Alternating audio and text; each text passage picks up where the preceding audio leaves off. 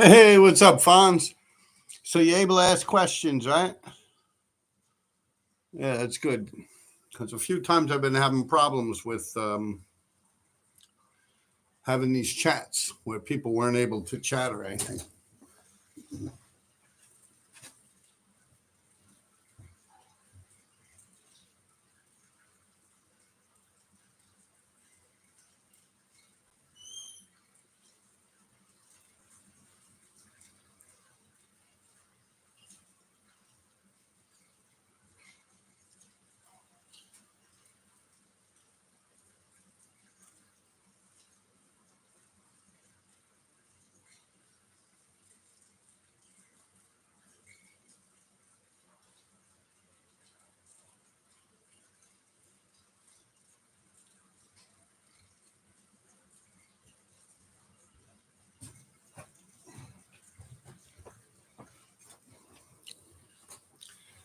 Well, what's up, man? How's it going?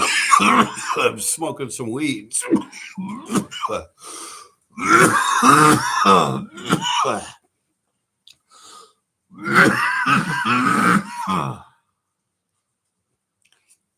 got to ride on what truck? Oh, the one I caught? Yeah, man, you slow, you blow. But I caught up pretty high if it's the same truck you're talking about. I did the whole side of a truck a couple of nights ago. I don't think you're talking about that one. Yeah. Yeah, it's pouring rain right now here. So I figured I'd go on for a little while. I haven't been on as much. I haven't really been dropping videos on my YouTube. I've been doing it on my Patreon, to be truthful. Yeah, sometimes 2 times a day. Yeah, I've been drawing, and can you guys hear me good? I've been drawing in my piece book, and I've been dropping, the graph and stuff like that I've been doing. So, what's up, Tabor? How's it going, man? Yeah, man. When you come in the city, man. Yeah, I'm on the Upper East Side. Just get in touch with me. I'll give you my address, man. Come by. Come on here.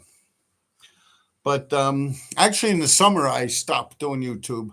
I'll continue on with my Patreon, but I'll probably still come on here anyway throughout the summer, just live like I do now. What's my favorite spots to hit by Charles Black? In the rain? I don't know. You could still get gates pretty good when they have a canopy over them, but I don't know. I really didn't give a fuck. Like, I'd use an umbrella and I'd write on shit that's wet. It'll still come out. It'll still say RD. If it's just a tag, I mean, it's not like I'm doing a burner or something like that. Who gives a fuck as long as it says it? I mean, that's always been my mentality towards it. No, a reference. TL. No, I reference in the story you told about waking that black guy up. Oh shit! Well, you got the other side of it. Yeah, no, that dude flipped out, man. He woke up and he was trying to act all tough and shit. I'm like, oh, dude, man, shut the fuck up. Like, yeah, but I understand where he's coming from. But I have to hold my ground too. You know that place. If you know about that truck, it's pretty salty under there, man. So, I had to hold my ground and all. But yeah, he was barking and shit. But hey, come on. Like, the guy wakes up, right? And that's right where I kicked that fucking guy from Philadelphia. I kicked him right in the face there. Pause. PAWZ and XS. Yeah, I kicked him. He was sound asleep there too, a bum like a junkie. I walked out, like my foot went like this. Like say this is the foot. I should call him right here, like blah, blah, and then blah. Yeah, I always get in trouble in that same spot. I don't know why. But it's funny. That's also the Kai Sinet truck is always over there. That one that winded up in the videos with Kai Sinet when he's got what the fuck is that girl's name? She looked like she got Down syndrome. I don't know, some rapper chick. She's got a nice ass. But yeah, that same place with that dude, I totally understood where he was coming from. But the fuck am I gonna do, man? You know, you ain't gonna get like I'm wearing this hat down under there with my army coat on, and the guy's sound asleep, and he was dressed nice. You know, he was dressed nice. You know, he was sound to fucking sleep, and he like I set up my camera all nice so I could video myself right out of the truck, right? And then I stepped on a Dixie cup. There's like a little plastic piece of cup or something there, like a bottle or something. And it's just a crunch.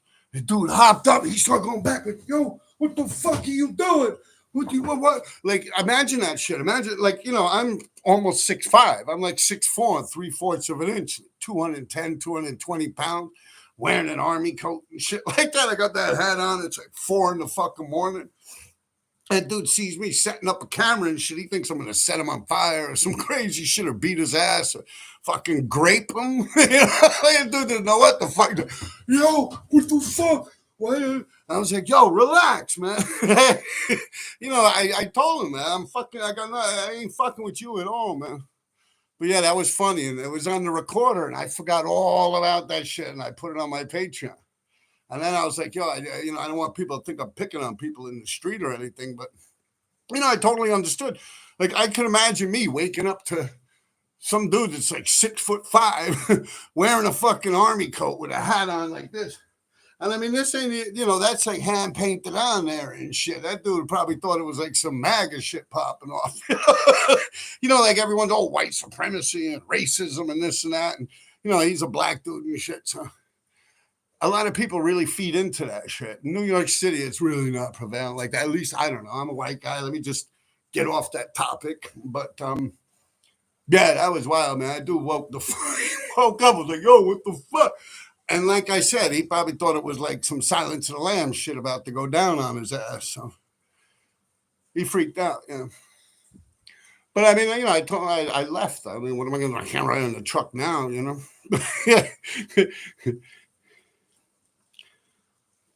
But what, did you get that same side? Because that whole side was completely clean, man. I think there might have been some like light blue stuff that was been there for a long time. The other side, I believe, had some graffiti on it. And then there's a couple other trucks, and they also got the Keo and the VFR truck there. The KEO VFR truck is there too. A lot of nights they park it there. Yeah, that's funny. I always have some. Even when I was down there with D3, that's also where that rock is out in the water. When I climbed out and I caught a tag on that rock, same exact location. But the rock, you can't even notice it no more, just from the sun beating on it and seagulls shitting on it and salt water and shit.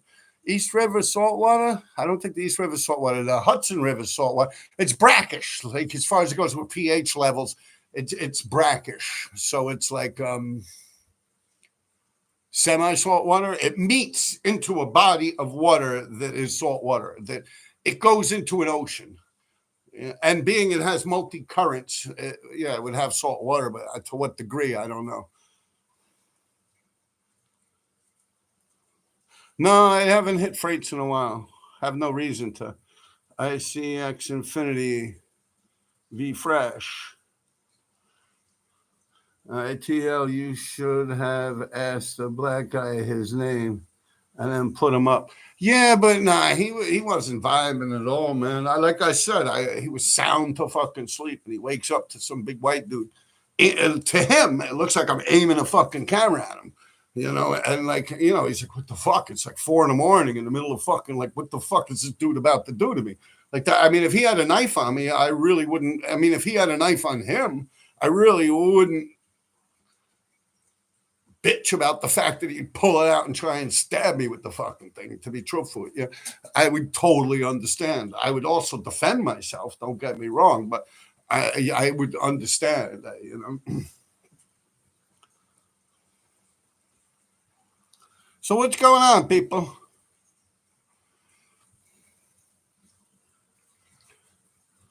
All right, what do we have? Real deal. TL, I was going to ride on that same truck. Anthony, hey, I live in Georgia now. Come to New York. Yeah, you're always welcome, man. No refreshing story you told about waking up. Was he there when you caught that truck?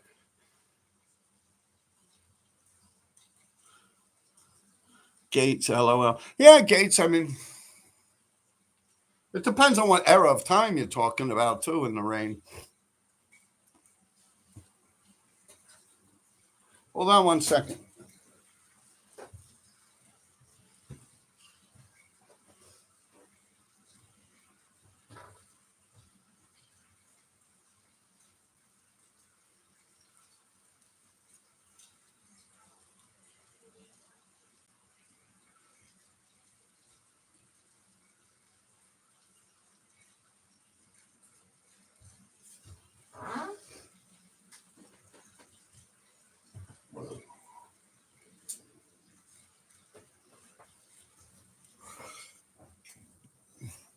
Yeah, I just realized my son's not even home in there.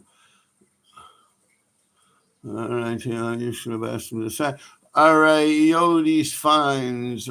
Yo, are you talking the summer? Are you taking the summer off YouTube this year? Yeah, I was just talking about that. To be true, I really haven't been posting much on here at all. I kind of proved my point. Like it's, I've been really going off on my Patreon. Tommy Brown, what's good, dude? My brother was just asking about you and your brother.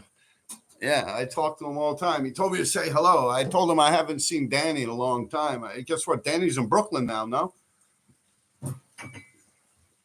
Hey, Danny moved to Brooklyn or something like that? You know who I used to see a lot? Vinny Bannock. Remember Eddie Bannock's brother? He used to work right up the block from where I work. Hey, those buildings, what are they, Pips Bay? No, not Pips Bay. Yeah, I think they are. Up from Bellevue Hospital there. What are your plans for the Black Book you're filling up giveaway? I was thinking about that, but everyone's like, yo, RD, why don't you write a book, man? Write a book. So I figured, yeah, fuck it. Maybe that'll be a book. Right? I'll just have everything scanned, put it together as a book. But I was thinking about giving it away, but I still got the Revs book here to give away. I got a couple of things, but I just haven't reached that number yet. I mean, Oh, he's in Hell's Kitchen now. Yeah, I'm always over there. I was just doing big fill-ins on Gates over there not too long ago. But the Black Book, I really haven't decided yet. Like I said, I still got the Revs book. I could see it from here. I still have it in its original packing and stuff. I promised to give that away. I gave away that map that had some pretty good writers on it on Patreon. I'm going to start giving away a lot of maps that have a lot of people on it. Just because, I don't know, I'm kind of getting tired of keeping all this shit, man. I ain't going to lie. The way the whole city is now, and, it's just, I don't know. It sucks, like the graffiti in it. I mean, I don't care. I'm going to die in this city. I'll die in this fucking apartment I'm in right now. But kind of takes the wind out of you when it comes to graffiti because there's like such nonsense out there. It's like, yeah, it's wild, man. It's wild. They're quick to tell me about fucking fill-ins over tags and this and that. But then when I do a blockbuster over there fill-in, they fucking throw a titty attack. And I literally mean a titty attack, like a transvestite fucking titty attack, bro. Yeah, shit is crazy, man. Like, and it's like back in the days, the more you get up, the more someone wants to fuck you up. Nowadays, it's like they really do just go right to the police. Like it really is. See something, say something. It's strange for me to sit here talking on an open platform about it, but yeah, wow, just wow. Like the graffiti nowadays, it ain't got nothing to do with the streets. It's not. I don't give a fuck what I don't give a fuck what these people swing off of down the sides of buildings or or what they're burning into windows with their acid wash, or what Teslas they're riding on, or whatever. It's still it's because you aren't going by the legitimate way. Like the way you're doing it, anyone could do that. And I know, I get it. I know the generation of people that started this whole thing. Like, yeah, yeah, yeah, it's me. I lived through it. When like even when before the fillings and shit like that, I was out there, and I've seen the whole thing progress to right here and where we are now. And I really have nothing nice to say about graffiti. I mean, it's totally different. And I feel as if I'm like, how could I put it?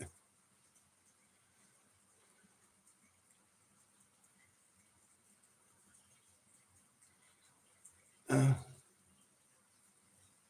like the Beatles, and they're like some little Eminem punk, like yeah, yeah. Like shut up, old man. Like I'm so out of tune and out of touch with society and its norm, I guess, or its culture. I'm so far away from that shit, man. Like I have no idea, and I guess I'm almost in everyone's way, to be truthful with you. But I don't give a fuck. I was there first. And like I said, I've said this before, like with that shit that's going on with the Tesla dealerships and the vandalism, and there was some train or something like that in California. They were having some concert or something, and everyone hopped down. They all started writing graffiti on trains and shit like that. Like you're going backwards. And I like it. That area of it is like during these '80s, mid '80s.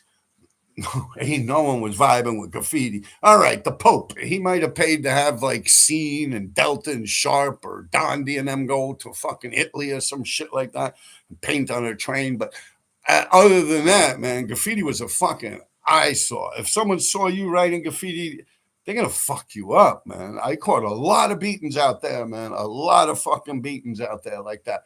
And it was an eyesore. Like if you're on the train and you can't even see what stop you're at, is it's just the window, someone did a whole car on the outsides, or it's just some idiot wrote on it with a big fat marker and shit.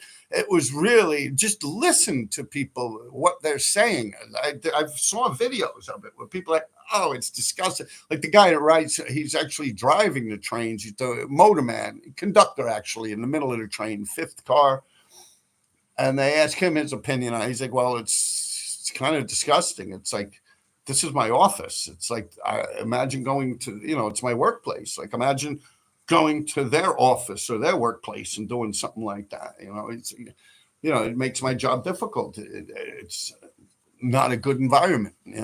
And that's how graffiti was labeled and looked at back then. Yeah. If you go walking around, that's why, like, once again, you got to go to Easy, right? Easy, TK, Jaws, and them, Josh 5. You look at them dudes, they went through every fucking neighborhood, like literally every fucking neighborhood. Ain't no one telling them nothing. If you think about it, and that wasn't easy. That, but nowadays it's just a whole different ball game. It's like that was the late '80s when graffiti was really getting. Well, they were in it pretty much since the mid '80s, but then towards the late '80s and '89 came around, and they cleaned all the subways. People were just going ape shit on the streets, and it became an eyesore. It was like public enemy number one. We got to stop this shit. We got to eradicate it. We got to get rid of this fucking graffiti. And then eventually, what Giuliani got in,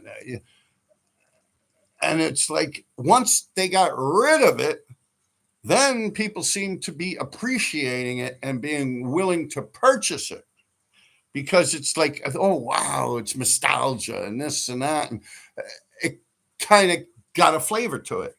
But now that you go back to it being a tool of vandalism for political purposes, you go back to that again, all of a sudden people are like, oh, it's disgusting. I go downtown, I can't. People are bitching about it again, you see. And the vandalism aspect of graffiti and the tags of it, even the fill-ins, never really were profitable. The things that made the money were the things that were pretty. the people that were doing wild style burners and shit like that. And those were the things that were photographed. And I mean, Chris 217 was pretty smart. Every time he saw a burn, well, he just wrote on all the outsides of the trains. But, if there's like a T Kid in a shock TVS piece, he'll do a Chris 217 tag above and he'll come off. And because everyone's going to take pictures of that car, But later on in life, it's like it came back when graffiti became a thing that was like, yeah, this, that. And it's really going back there now. If you think about it, it's like the pandemic was sweet. And then it wasn't. It's like it got too over the top. You had people coming out like a couple of generations after me, like people from the 90s and stuff like that. You had a couple of people popping back out that would be considered old school, and it really started creeping up again. And now you got people with these like grappling hooks and down the sides of buildings with mountain climbing equipment or window washing equipment or whatever the fuck it is, rappelling. And, they're going down the sides of the buildings and shit like that. And, I actually explained exactly like to get a business to actually remove that stuff would be a good idea. And bigger and shit. I live near the 59th Street Bridge and I saw what those guys did. And then I saw video footage of like them removing it. And it was really as simple as I said. Now, there's certain spots where, as far as it goes with union contracts, Tommy Brown was just talking on that, saying hello to me. He could probably confirm to this, being his line of work and whatnot, that it's like when you have like a contract, a union, there's like, safety precautions, like SOPs and stuff and OSHA and shit like that have to fall into place. So like out on that spot, they were able to do that, like just use like a cherry picker type thing and blast it. But there's certain spots where you can't really fit a cherry picker in, and it's almost illegal to have like workers buffing it without any real like 85, 90% of a safety ratio.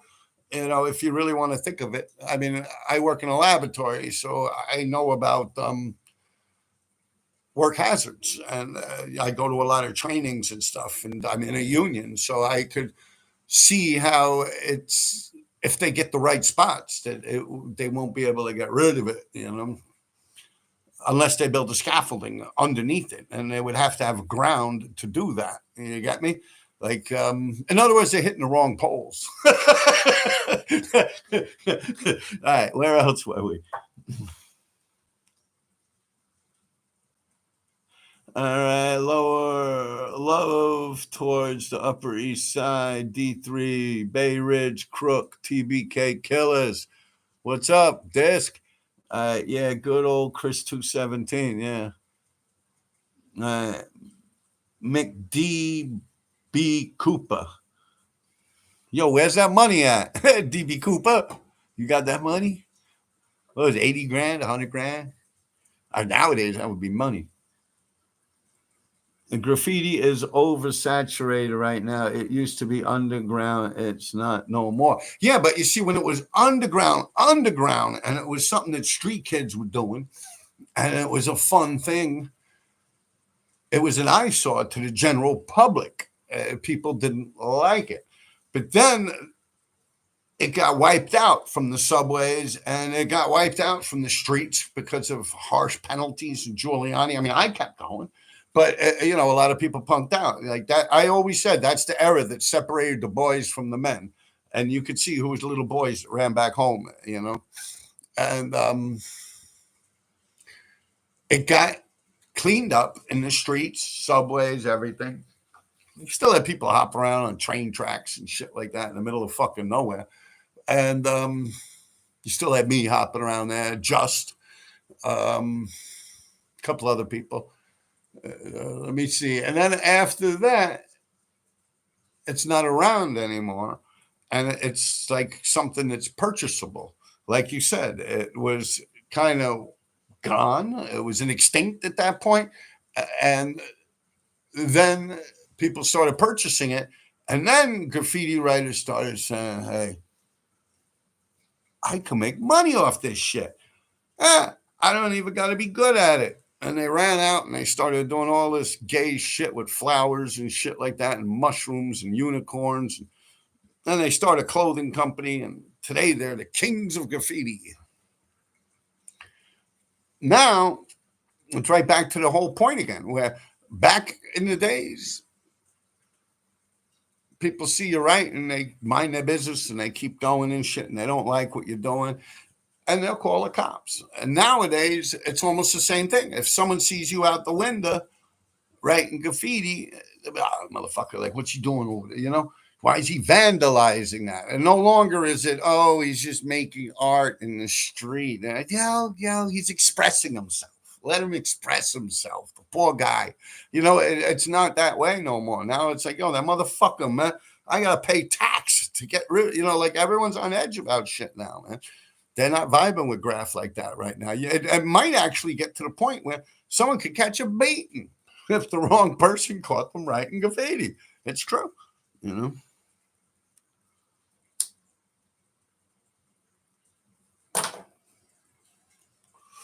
And it's just because it's so associated with the vandalism part of it. Now, the guys that are out there doing the legal murals, they don't have nothing to worry about in that area of it. But are they really even in the graffiti game?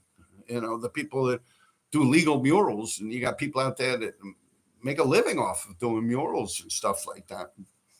I don't even consider that graffiti. I mean, it's almost like a train set where you're like trying to mimic a old steam line train system that ran through Missouri or something like that, you know, and you're making the landscape and everything. It's almost, you know, it's similar to that.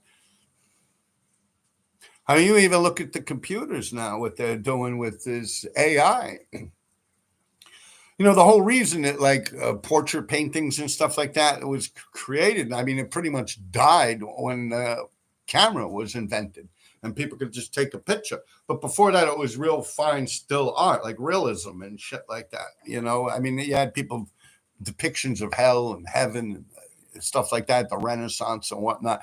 But in all reality, as far as it goes with like portrait painting and like Billy the Kid, there's what, one picture of him? It's like a tin scan, like an exposure on a piece of tin. Like that's how they used to do it, you know. And it's kind of the same thing with graffiti. Like it's, I watch footage of these people, and they got like these fucking big fire extinguishers squirting all over the Tesla buildings. They're using spray paint. Like once spray paint becomes the tool of choice for political reasons, the other side, which would be, I guess, the Republicans in this sense, they start looking at it like, oh, that's disgusting, man. What the fuck? You know, it's like a Democrat or a liberal must have wrote that. You know what I mean? So, yeah, that's kind of, it really does like not have the flair it had a couple of years ago. Right now, it's a tool. It's still an art, I guess. I don't know. I never really considered it an art. I do paint paintings and stuff. You've probably seen them on my Instagram and even on here.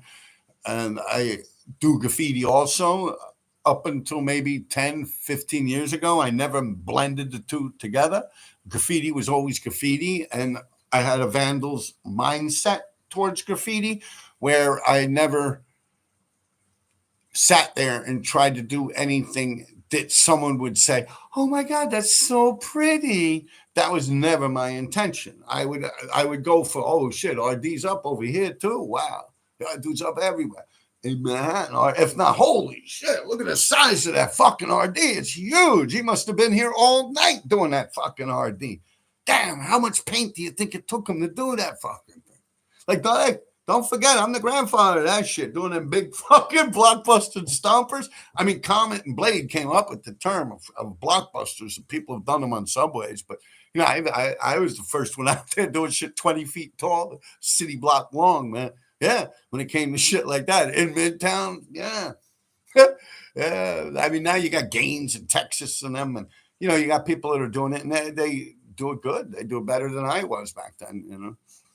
But once again, it's like I really wouldn't feel comfortable. I mean, I know you guys should be on the Patreon and be like, come on, Rob, stop your bullshit. But I really wouldn't feel comfortable sitting out there for a long period of time painting something in today's day and age, even though I still have done it because it's on my Patreon and shit. But I don't, I would be a lot bigger if I was comfortable. Just put it that way.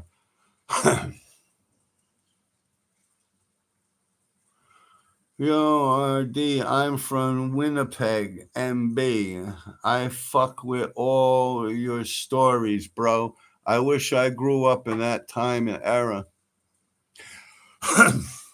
I'll tell you, I liked my life, man. You know, I sit back, you know, a lot of people think, oh, this dude wasted his life on graffiti and this and that. But I think back, I got a beautiful son. Life is good, man. Life is good, man. I can't complain. I mean, you have to take the ups with the downs. I fell in love 3 times in my life. Most people don't even find love once in their life. At least something that I've truly believed to be love. I've had it 3 times in my life. Fucked a lot of beautiful fucking women. I had a great fucking life, man. You know, I lived in Manhattan. You know, graffiti is a small part of it. I've collected reptiles, amphibians. Right now, I got a pretty good frog collection. My dog I had to put down. She got so old, I had to put her to sleep. But I mean, considering where I started, I can't complain, man. I had a good fucking life. I could drop dead right now and be happy. I mean, my son, he'd be sad and all, but I'm happy. I'm content. I enjoyed my life. I mean,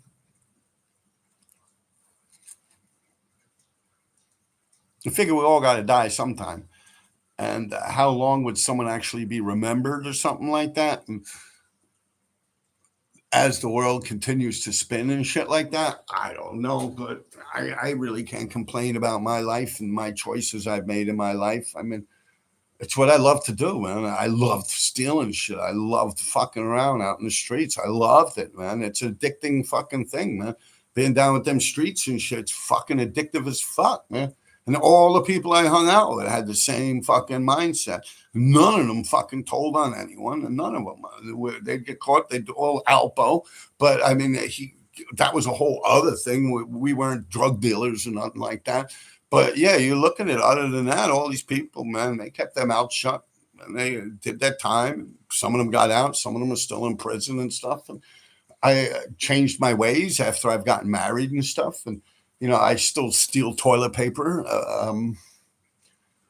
but I can never really complain about it. I had a good life. I could get it, but I don't know. It's like you say, you wish you had grown up in my period of time. And my one thing I wonder about now, I'm in my late 50s, is how the fuck did these dudes get laid nowadays? Like you can't like walk up to a woman and be like, "Hey, how's it going? You know what you doing? You know, you can't do that shit no more. Like you meet them online, like, and then you don't even know if it's a fucking real woman, man. Yeah, like that's what fucks my head up. Like I'm glad I'm a fucking old man now, you know. But yeah, I don't understand. Like my heart goes out to my kid in those aspects. You know, it's almost like if you don't know a girl from like school or something like that and meet them, it's almost like you guys see their birth certificate or shit. Let me see that Adam's apple. I'm like, wow, man. Yeah, and that motherfucker don't even gotta tell you what's what, man. That would freak me the fuck. I know someone that actually went to prison for knifing a motherfucker like that once. Yeah. Tommy knows them too, man. Yeah. He used to write graffiti, man. He used to be a bouncer in a bar, man. He picked up some girl, brought her home, started making out and shit, and winded up not being a girl. And he went buck wild, man. Almost killed the bitch. Fuck her, yeah. Stabbed the fuck out of her. It. Yeah.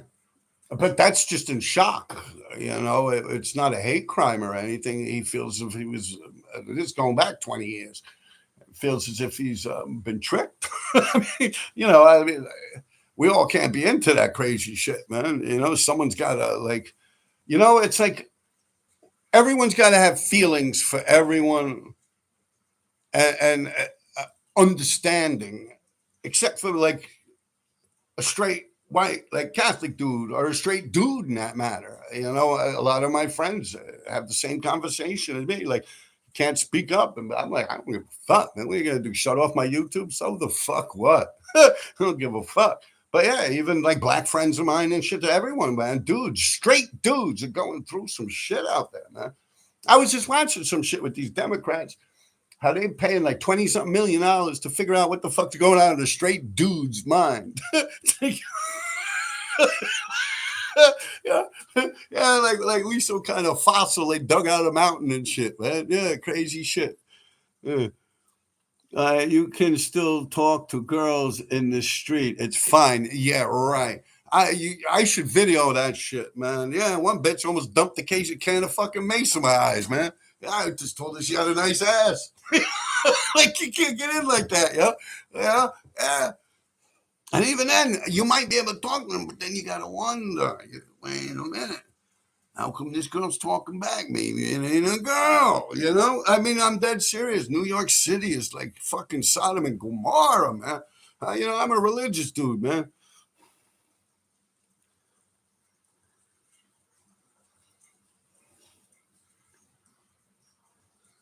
Joe Cock. Joe Cock. Yeah, poor Joe Cock. Rest in peace, man. Rest in peace. That's right. You guys knew him, right? Chippendales. I mean, even on my videos, like you'll see, like near the Christmas tree, I'll see a pretty girl. Oh, hey, this, that, and I'll talk.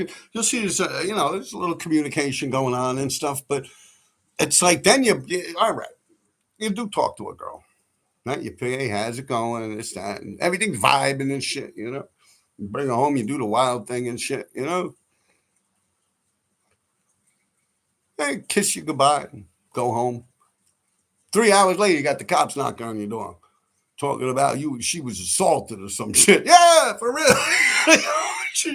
Yeah, fucking all woman gotta do now is go in the precinct and say, oh, he hurt my feelings. And you'll lock the fuck up. Yeah, they'll lock your ass up, throw away the key, man.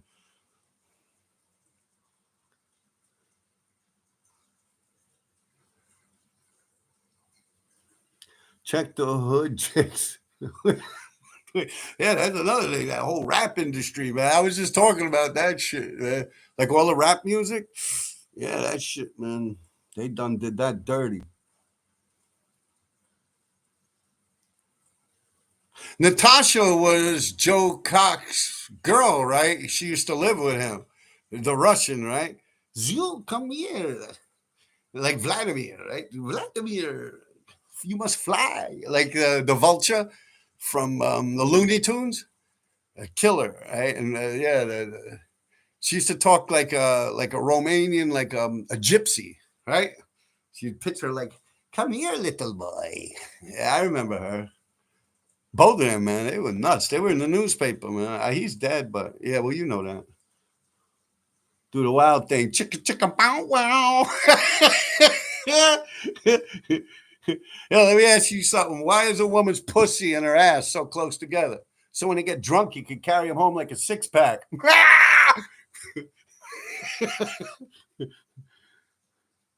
Max Fish was chill and midway. Max Fish.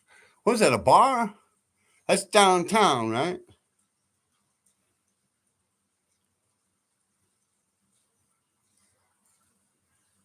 Yeah, New York is bad, man. Like I was just saying, doing a truck, and there was some dude sleeping, man. He woke up flipping the fuck out. He was bugging. Like he thought his world was flashing before his eyes. Like I had the hat on, I'm setting up the camera and shit. Yeah, he thought he bumped into fucking Silence of the Lambs, Hannibal Lecter or some shit. He was like, yo, my God. Like, yeah, it's crazy like that, man. People, yeah, the subways. I haven't been on this. I'm scared to go on the fucking subway, man. Ah, fuck that, man. And Tabor's lucky, man. He went to Georgia. He said, fuck this shit. Wow. How long you been in Georgia, Tabor? You still there? How long ago did you move to Georgia? Hell's Angels.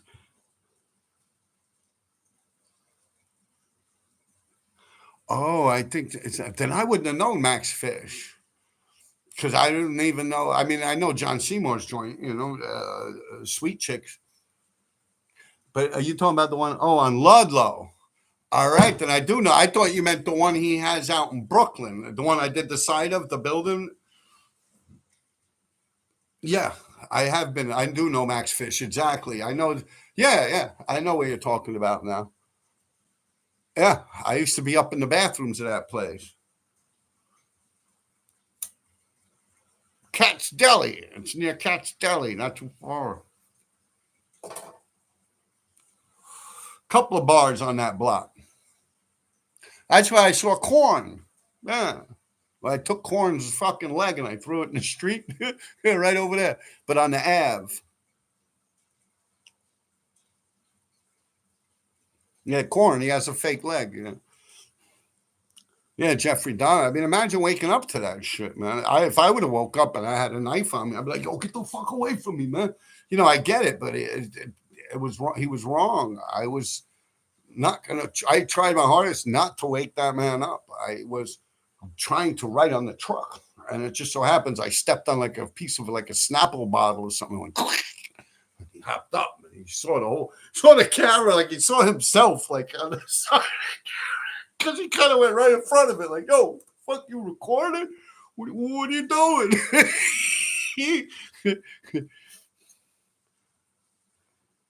All right, it is back again. Was back again. Hot spot. Yeah. So what? Max Fish.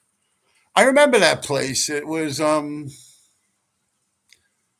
I've actually spent a lot of time and I picked up a lot of pretty women in that place. It had two big windows in the front and it had a door that you come in. And as you come in, the bar is on the side. And then you could go to the back and the two bathrooms were in the back. You open them up and you go into the back. There was like some big air thing on the wall in the back where it was like possibly like a ventilation system, air duct or something like that. Yeah, it was kind of, the whole place was kind of like aqua green and like a yellowish, at least at the points when I was there, and I had things hanging on the walls, little tables. All the tables were on the walls except for the strip of the bar. And it had a small little back area. At one point, it had a pool table back there. I don't know. I think they got rid of the pool table after a while. And there's like the two bathrooms are right on the walls next to each other. There's a little duct that goes in, and that's where they got like empty boxes and shit, probably a way to throw the garbage on. I've been in that place a lot. I just didn't know the name of it.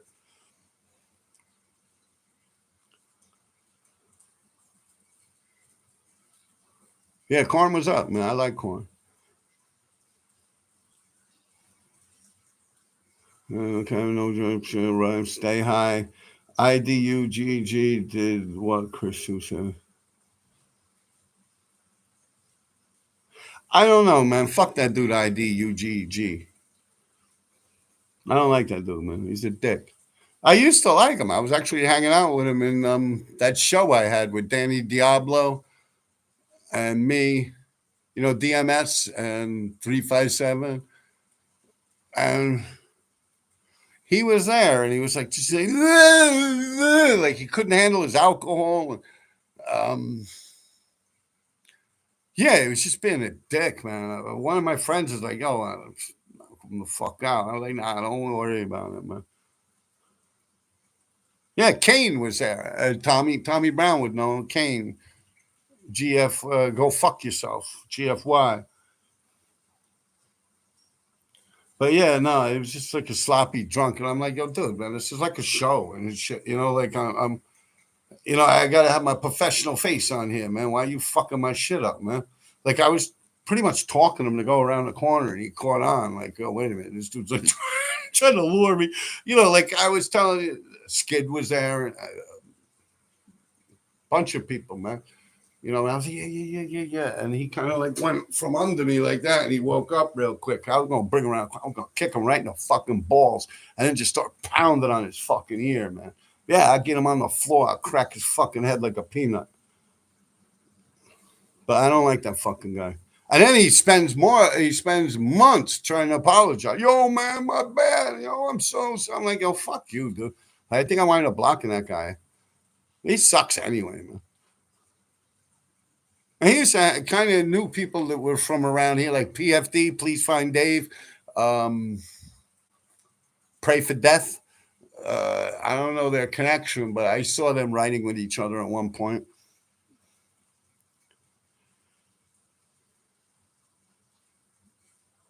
It's owned by the Razos.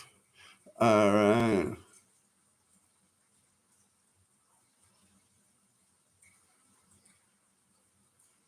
What's the plan with the Black Book after it's done? We were just talking about that. I don't know. Thinking about making it, turning it into a book. You know, if I like everything. So far, I like everything that's in there. The Hulk Hogan that I drew, I kind of wish I didn't do cheekbones because it doesn't look like Hulk Hogan. It looks like some fucking Hell's Angel. I mean, other than the fact it says Hulk Hogan on his thing, his do rag. But other than that, yeah, I don't like the Hulk Hogan. Just the cheekbones, I don't like. I think if I would have just went flat and like made him look like he had a fat face, instead he looks like a tweaker, or like Hell's Angel or something.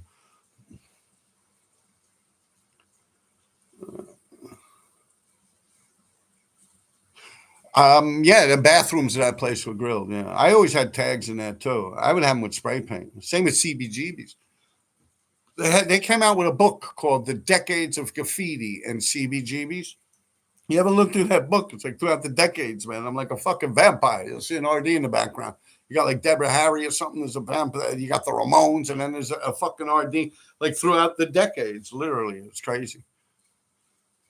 Like I'm like I don't know. I have the book in there.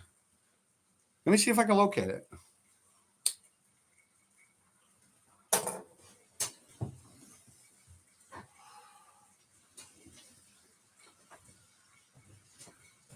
There was one of them people that worked there too. That was Max something. That's like when I was thinking with Max Fish, this that, and then when you said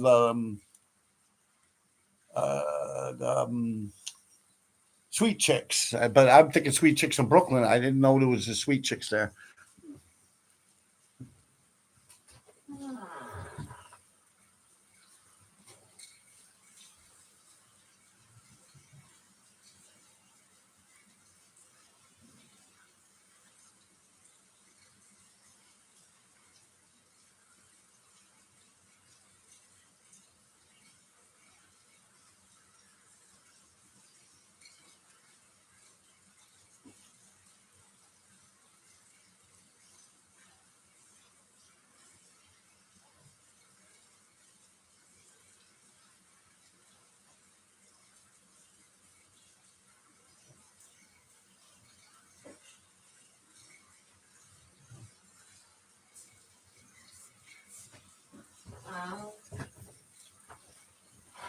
I don't know. I don't see it, man. It's in there somewhere.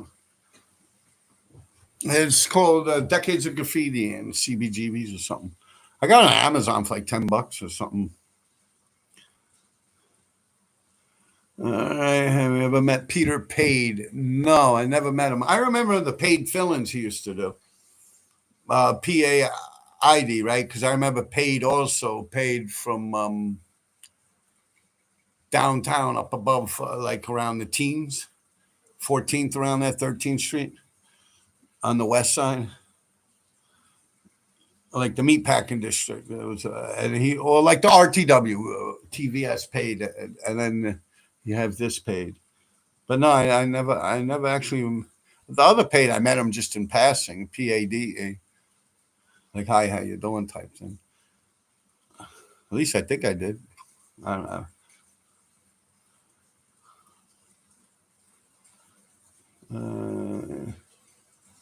The Rim story with Arabic Mike.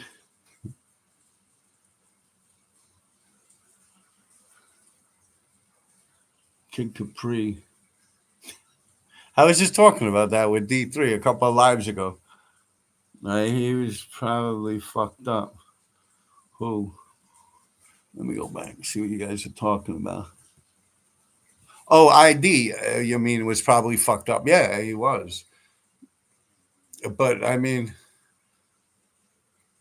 once again, I understand the effects of alcohol or possible drugs, but like that's my time to shine, man. You coming up in there, man? I'm not gonna be happy. Act like a fucking idiot like that. Yeah, start insulting women and shit. Like, yeah, no, he was bugging. Like, yeah, it was bugging. He was like all sloppy and spitting all over the place. He was actually calling the girl that I went with like a whore or some crazy shit. Like, yeah, he was bugging, man. He was out of his mind. A few people like, yo, Rob, man, just go back inside. I'm like, nah, I'm all right, man. I'm gonna take care of this shit myself, man. But no, yeah, he was a dick, that dude, man. He was like, Corn was the same way when I met him. Drunk. Well, I don't like that, man. That's one thing I don't fuck with. Maybe my mother was an alcoholic, and I don't know, it's something about like being around drunks, even women. I'm like a large portion of women I broke up with just because they drank too much. I hate drunks, man. I can't, people tell you in this chat room, I don't like dope fiends either. Like I can't fuck with that shit, man. Like drunks, yeah, like just like I hate that shit, man. I don't drink. I know it's like taking your fingers on a blackboard. Maybe it's some childhood shit. I don't know, but yeah, that gets my goat real quick. Like having an argument with a drunk. Yeah, I don't put up with that shit for long, man. Same with dope fiends. I just hate them like the scum of the earth to me. My brother's a dope fiend, or was. I think he's doing good now. Yeah, it would definitely be dope to publish it in some way. Each place is unique. Yeah, I was thinking, because just almost as a gimmick, like everyone's like, yo, RD, why don't you write a book? I told them, I was like, I am writing a book. I'm drawing a book. And I was like, shit, I was talking to D3 and he's like, that's like, I know you're fucking around, but that's like a cool idea, man. You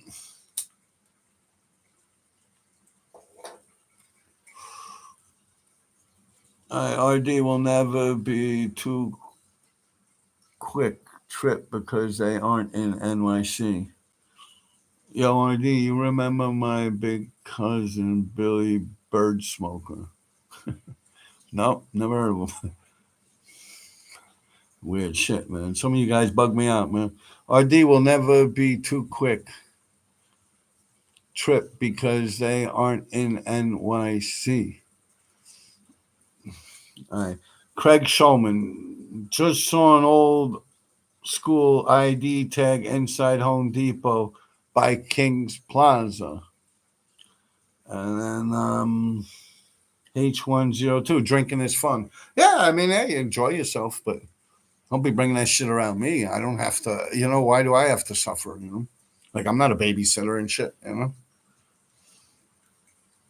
Like, just picture, you're having a show, you're making money, people are putting a lot of little stickers on your shit, meaning it's sold and everything, and it's like a sitcom or something. Like some idiot comes, I love you, man. No, for real. No. No, D man, I love you, man. Oh, come on, man. Why you being like, nah, man? I'll fuck you up, man. Yo, that shit is ill. Fuck out of here. What are your thoughts on the kids running tunnels and yards but don't paint? I don't give a fuck about them, man. They don't paint. They don't paint. And let them get hit by a train. Who gives a fuck? But the dudes that are in there dicking out a lot of old school shit. Like I see them going over Iz and Satch and Sar, and, like Comet Blade, like, and they take pictures. And you can see like it hanging out the back of their shit. Like, oh man, why? Like some of this shit's from like the 70s, and they think they're cool. Like, yeah, look, I got up in a tunnel, and it's like, meanwhile, you like went over like some real cool graph history. and you're posting it to prove that you're like an asshole, like you just don't get it, you know. So they could run around the tunnels all they want. They could surf on top of the train, whatever the fuck they want. I don't give a fuck. What are your thoughts on the running the tunnels? I have no idea. Real life living legend. I don't think you can do a gimmick. You put in the work and the time. You can do whatever you want, honestly. Thanks, man. Thanks. You know, it's funny, too. I come on here.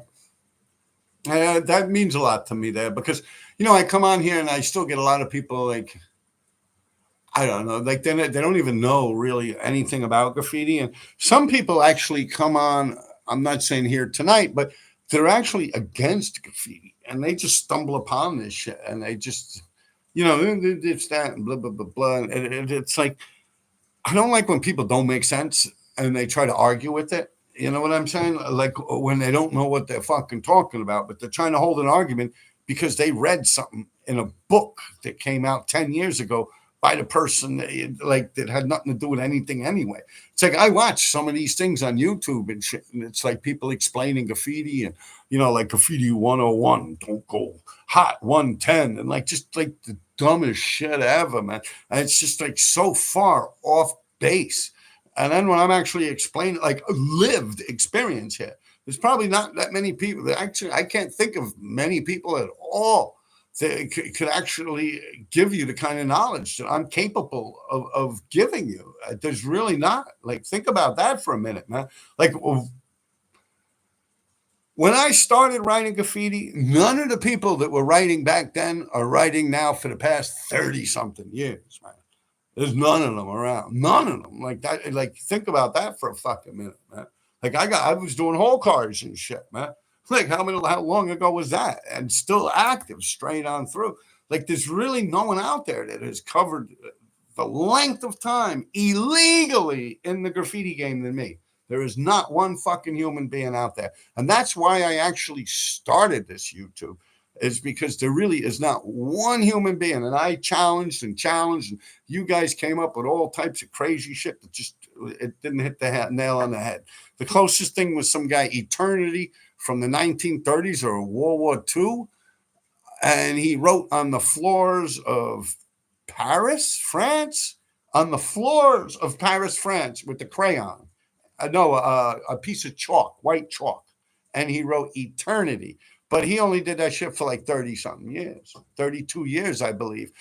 Disco Duck. Oh, Disco Duck, this, that. But you think about when the song Disco Duck came out and when disco itself was created. And you look at the time, the disco, like a discotheque. I live in New York, you know, and by the time it was created and put on the airwaves, you could give it the first day and someone said, disco, yeah, disco. Fucking pick any day that came up in a conversation, and you bring it until that dude died, and I beat him. So yeah, whoop-de-woo. You know, it just doesn't happen. You might have a couple of these monarchy guys do these things on freight trains, but it was brought to my attention too that it's really not just the one dude. It's like one dude dies and the other guy picks it up and keeps going and this and that. I don't know how true that is. They did that. The people actually involved in some kind of documentary sent me a DVD years back. And actually, that girl Anna was all there, the Guinness Book of World Records and this and that. And I forgot what it was. It was something like a question that came up on the thing. And I was like, shit, you know, I could probably get in the Guinness Book of World Records. Really, I forget what the thing was, but it was maybe on a TV show or something like that. And I was like, the Guinness Book of World Records. I should be in the Guinness Book of World Records. And I was like, how would you go about doing something like that? And that's what I started fucking around. You know, that's what put the idea in my head. And I started thinking from then. And I kept thinking and thinking and thinking. I'm like, oh, I can't think of anyone. There's not anyone. And I mean, considering New York City is pretty much what they say created it. I mean, tomato, when it comes to like Philadelphia and platform styles and all this and that. The when they do them tall and, you know, who did what, where, and when first. You got cornbread that started in like the 60 and then 65. No, originally it was like 69, 68. And then he started talking about 65. For Christ's sake, now he's out there talking about doing it in the 50s or something. He was out there fucking doing the hot potato. Well, nah, he's not saying the 50s. I got a lot of respect for cornbread. But it's sad he don't put an actual date on it, you know, like, be honest, you know. Yeah, it's no one that's been out there like that. Like, I've done the research and I've been on here bragging about it. It originally started on my Instagram and oh, this, that, and this one and that one. I'm like, no, they did a lot of graffiti, but we're talking about the longest period of time and illegally, and no, they don't got it. You know, there's no one out there. I could come on here right now and blah blah blah blah. Who's out there that was killing shit illegally as long as me? You know.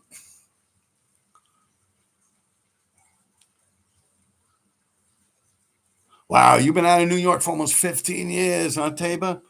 Damn, man. But you feel better about it, right? Like, I tried to leave here. I was living in Jamaica, West Indies for a while. And then I started missing like cheeseburgers and shit like that. I bumped into that dude Net down in Jamaica, the West Indies. I was in the grill and I was bringing my baby's mother to a gynecology appointment because she was pregnant. And I was with Wayne. He was driving us around. I was living down there in the West Indies, and I started craving. She got murdered, so I had to come back to the city, make money, and raise my son. But yeah, I tried to move out and it failed. But I'm thinking now, like, I have a piece of property still down in Jamaica, the West Indies, but I'm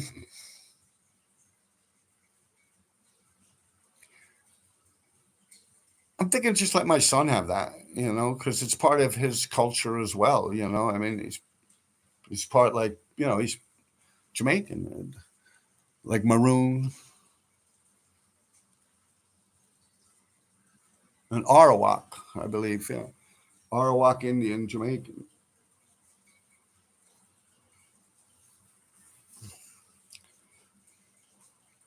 So I think it would be good to give him, you know, just let him keep it. That's what I'll do with my comic collection, shit like that too.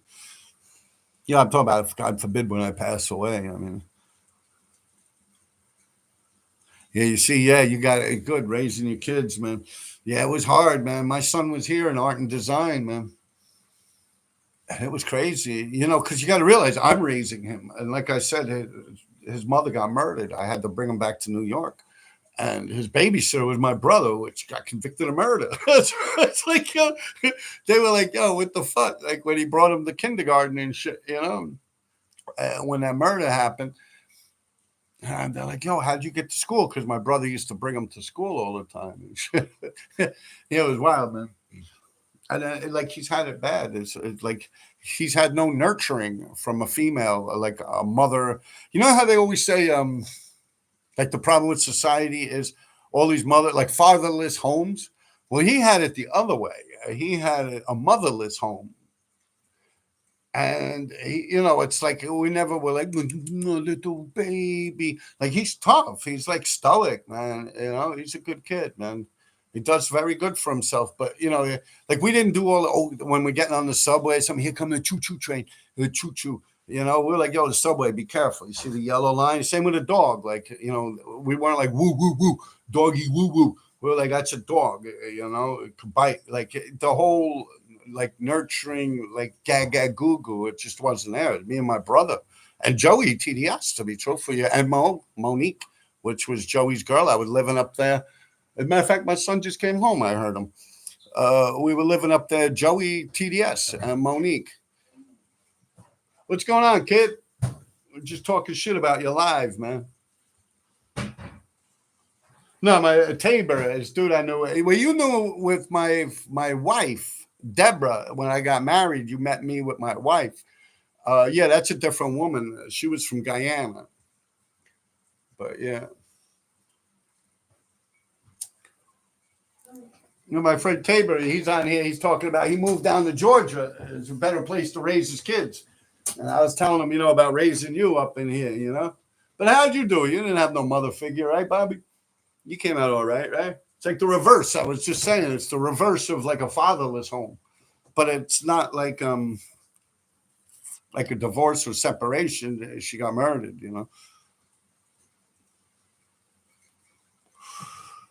Like I'd be with her today. I love that woman. Like I said, I fell in love. People were asking me before, and I enjoyed my life. Like I have a beautiful son. I was privileged to fall in love 3 times in my life. Some people don't even get that shit once. Yeah, a lot of people go through life never experiencing love. MQ is still destroying over here in San Francisco. Not to mention he's everywhere. Yeah, MQ, he's out there like that. Yeah. You could tell even when he comes around New York, he starts getting up downtown and stuff. He does, fill-ins of block. But there's one thing, man. I was walking by. That shit was huge, man. It was inside like a construction site downtown and stuff. It was like pink, I think like a dark blue outline. There's pictures of it online. They took cool pictures of it, like it's a drone shot up above, aiming down or something, or maybe they climbed on a ladder or something. I don't know, top of a truck or something. But yeah, there's good footage of it out there. Cam Medical Pathologist was my old name. Was that what you wrote? You get locked up writing something that long. Cam Pathologist. All right, perp. I've painted with him a few times way back. Who?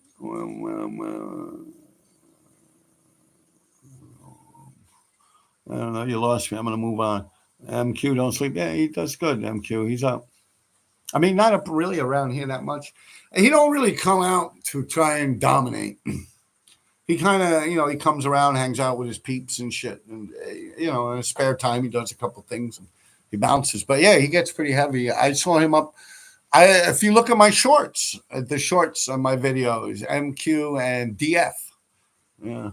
So they were getting up a lot in the village and shit, like around Houston Street and stuff.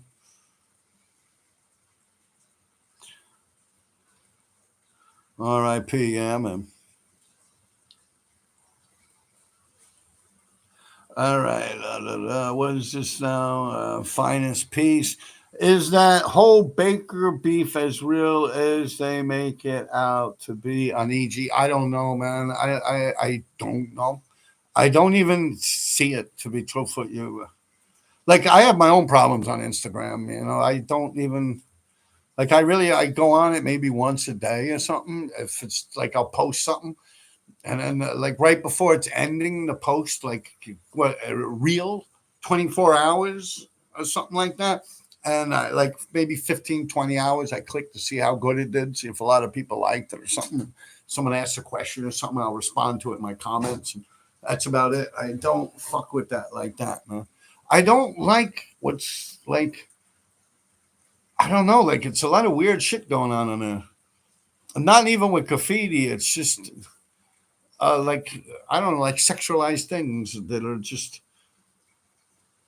like stupid to me that they don't make sense. Once again, I'm from a different era. It's like when I go on there, it's like all these girls with just fake tits and fake asses going, or if not, it's like give me some ice cream, give me some ice cream, give me some ice cream, give me some ice. I'm like, what the fuck? Like it's just the weirdest shit, and I'm like I don't find that attractive, like a woman with fake tits and fake ass, because it makes you wonder what else is fake. Maybe they got a fucking cock between their fucking legs. I mean, I think that is so fucking disgusting. I like El Naturel. I'd rather a chick have a little bit of a belly. At least it'd be a real fucking belly. You know what I'm saying? I mean, I'm not talking about no fucking pig, or like a baby elephant or nothing. But I like thin, fit women. I don't need the breasts to be like some fucking animated comic book, like some heavy metal shit. And it's like, I've been around, man. Like I said, I had a lot of fucking women in my life. I remember before they were even shaving their vaginas. Like when you go home with a woman and she would have a bush, you know. Um, it's just I don't know. Like I don't find that attractive. Like the BBLs and now imagine if you are a girl that really does have a nice ass and you fucking do squats and you work out your glutes and you go to the gym and everything. You got a nice fucking ass, and all of a sudden people accuse you of having a BBL. You know, that's like fucked up. You know, it's almost like the graffiti world. You know, where you got these fakes that come out there, come out with a clothing line, and they got money, so other graffiti writers will vouch for them. You know, swear on a stack of Bibles that this dude's the real shit. And you know, the world don't know any better. And oh wow, you know, and yeah, it's like so many graffiti writers created that way, and it's almost the same. Like I mean, Pamela Anderson looked good. You know, when Baywatch, and I would look up, you know, but then it started getting to a point where she started looking like Mick Jagger. You know, if you look like when these people start getting a certain age and they get them fake lips and shit, and they start looking like one of them old rock and roll stars and shit, like they look all fucked up, you know? It's like, I was just watching this thing about the Kardashians, how, you know, they still do their show or whatever. I don't know. I used to go out with this girl, Melissa, and when I was living in the Bronx, up near Tats Crew, Hunts Point area. And she would, it would like, you have to be quiet and shit, like, you know, like all the Kardashians are on. And she was into it like that. I never actually watched a full episode. I'd kind of go off and do my own thing. And I'm familiar with how it works. And you look at them back then, and then you look now, of course, you know, people get older, but they said they went to the Met Gala, and you see them now, man. Yeah, they look like fucking Madonna, man. Yeah, all fucked up. Like it's like it looks like she got like like right here, like the shit comes out like that motherfucker from Saw. What is it, Billy on the little bicycle and shit? Yeah, it's like this shit comes out like that. They look like fucking Phyllis Diller, man. What's her name? I can't remember the lady, Joan Rivers. Yeah, meanwhile, they're like 30 something years old and they look like fucking Joan Rivers or like Nancy Pelosi or something. And they're like in their 20s, man. Like, I don't get it, man. Like, I don't know. I'm going bald. My hair's going gray and shit. I'm a dude, but I would never like dye my hair or nothing. I don't feel a need for that. Like, I'm not trying to fool anyone. I'm me, man. Like, you know, this is where I'm at, you know? Like, I don't know. And I guess women, it's more their looks mattered, but then again, the way the world is, it's not supposed to matter. It's like you could be a fat pig, or you could be a slender woman, or you could have big tits and no tits, or have a cock, and it don't matter. It's like the body shaming thing, but still, deep down inside, that's got to bother someone. Like if you are born gifted with a nice ass and a nice rack, and then some girl that's don't have that but has a little money, and she comes up and boom bash, and you know, it's like I don't know. I would think you would have feelings towards something like that, you know. I mean, especially if they're in the same line of work, um, like a movie star or something like that, and someone that actually goes to the gym and works out and takes her, you know, her health seriously, and then you got some chick that's popping Ozempic and getting BBLs and fake tits and getting her lips all done up and shit. You know, popping Ozempic and shit.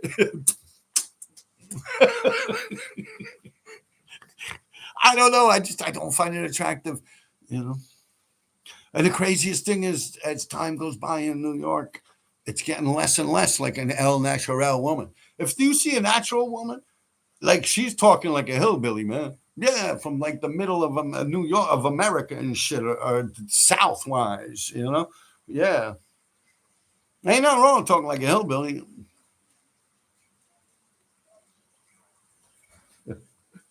I hear my son laughing at that.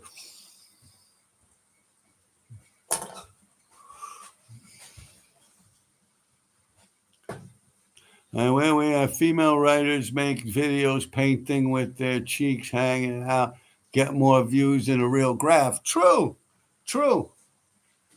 I agree with you. They got the women and they can't really write. But I'm not going to lie. You got a couple of them out there, man. You got that, what is it, Mad C?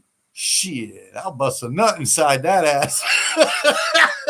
Also, there was this other chick.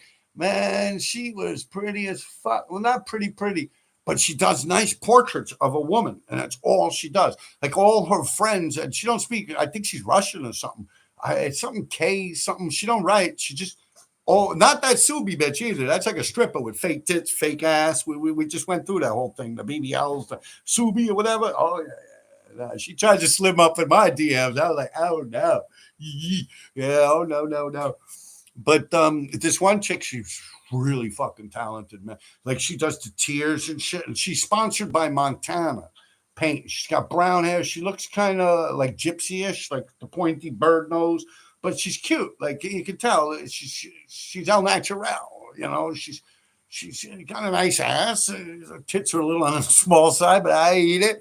And but besides all that, she's a fucking creative artist. You know, she's fucking amazing. I mean, she's really good. Yeah, like better. But she's not doing graffiti. She's painting portraits on the walls. And like Russia, I believe, just because when they do it in subscribes, it's like the R is backwards and upside down, almost like that Greek stuff. We got to ask Brother Bice. Is he in here? You know, the Greeks do that shit too with the letters.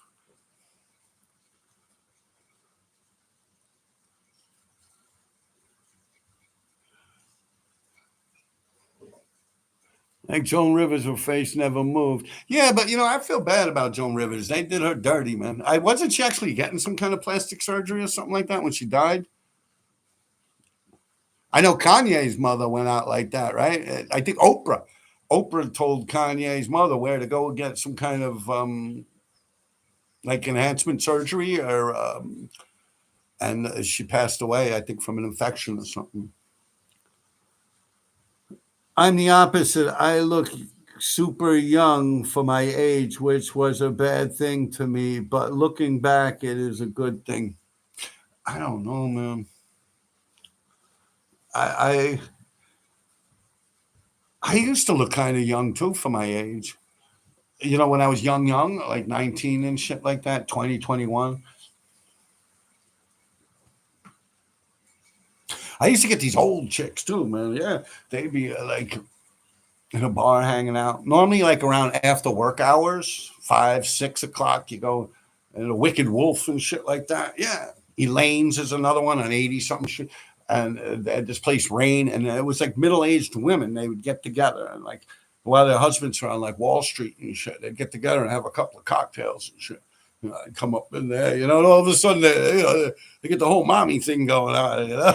I remember, yeah, I robbed that top drive. You know, I remember one girl took me all the way out to fucking Queens, man, way out there near the airport, almost where she lived. She paid for a cab for me to come back, but I stole everything she had in her top drawer.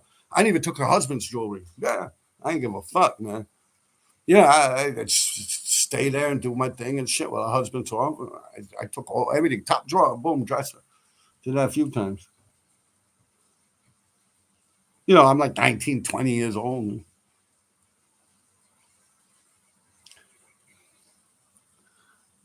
I'm the opposite. You look young back then, this, that. I mean, what do you think? I was always wrinkly looking and bald and shit. Come on, man. Shit. Hey, ID, did you have a bang claw? The hell, a little claw? Shit, like the claw. Nah. No. Hey, what are you doing? Oh, yeah. Just say hi to everyone, man.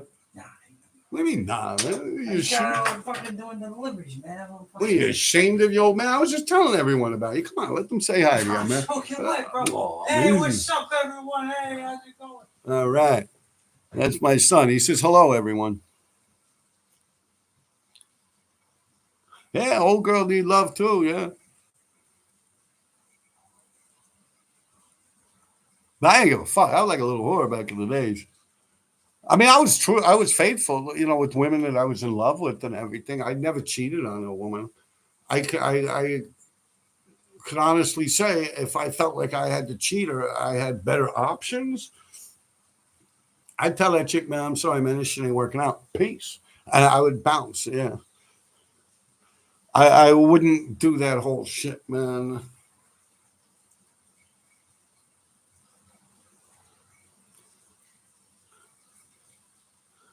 Hell yeah, the older gals need love too. Chicka chicka bow wow. I mean, she was 37. Yeah, 14. She was 37. You hear the Gold interview on Graph Champ? Nah, he's another idiot, man. Fuck him, man. Claude Sickels. You got to keep her name out of my thing, man. You're getting me going here. Thinking about Claude and shit. All right, the artist. No, that's funny. Yeah, I don't even want to get into that. The way the world is now. With me and D3 once, when we were real little, man. And you said the artist. But we talked about it once on our lives. Young kid got skills on those canvases. Yeah, he's good, man. And my son, he paints real nice stuff. A lot of religious stuff, you know. It's all like Renaissance style, Jesuses and stuff. He's a good kid. Who, in your opinion, has the most style in the current New York City fading? We're talking about like vandalism and tags and stuff.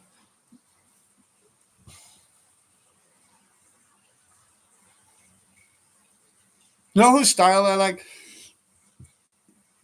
Dessa. The way he writes his tag is nice. I hate his fill-ins, but he does nice tags. I'm not gonna lie. Um, I like his tags. I like how it all matches to D to E to S. Yeah, he does it nice. Um,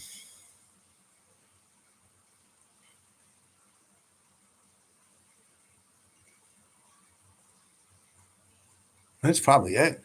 Like that's the only thing that like I could relate to. That it has some kind of flow or style that is like remnants of what I came up under. Um, yeah, you just talk about that I see with my own eyes, right? I mean, you got a lot of people out there that post stuff that I've never seen with my own eyes. For all I know, it could be AI. Consider everything else is. But let's try and think. You said now.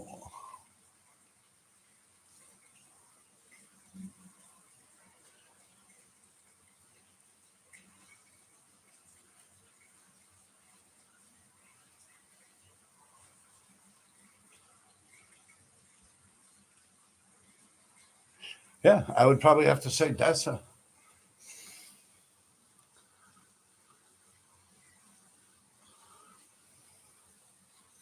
You have beef with Gold. He shouted you out. Well, no, I don't have beef with him. It's just I don't know. He just does weird shit. It's like an ID move, man. I just Bay Area's finest 650 is Anna Hot. Man, she's cute. We went out for a little while. It didn't work out. Um, Kevin Foreman, TD. TD style? No, I wouldn't say that. I was up, RD, chilling. Can't complain. 17? I never met her. One of the people I used to write with, Just, I believe he met her. I remember him telling me she have a hairdo like she's from the 50s or something, like all hair sprayed out and shit. But other than that, I don't know. I'd ask me something, man.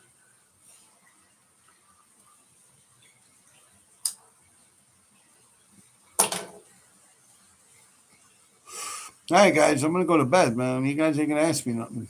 I'm gonna eat some food, smoke some weed, and go to sleep.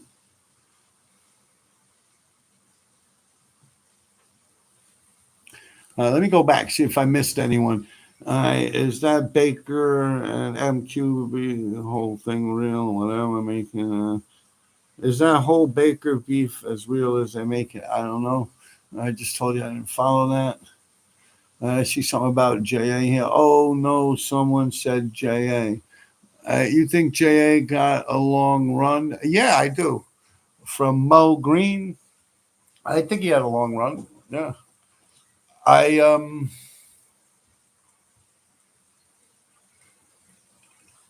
like as far as it goes from when he picked up, he'd taken a lot of breaks, so it's easy. So it's cost. Like this that group that I always that I talk about that are through my area that I pretty much measure graffiti through, and it would be like JA, right? You have Cost, right? You have Easy and them. Jaws passed away, and like TK is still around. Um, and you have like Sev, he was around a long time. Um, I know I'm forgetting someone who's probably going to give me hell for it, but there's a fifth one I just can't think of right now. JA, I guess, right? Yeah. Or did I say him already?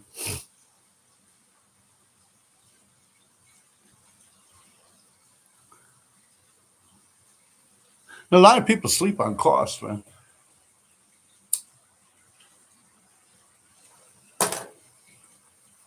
And Cost amazing writer, man.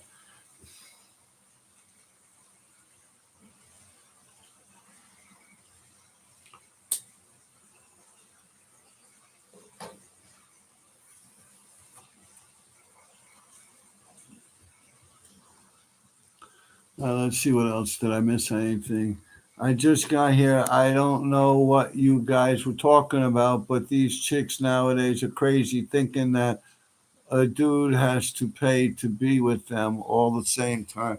Yeah, I don't know, man. It's crazy, man. Let's see.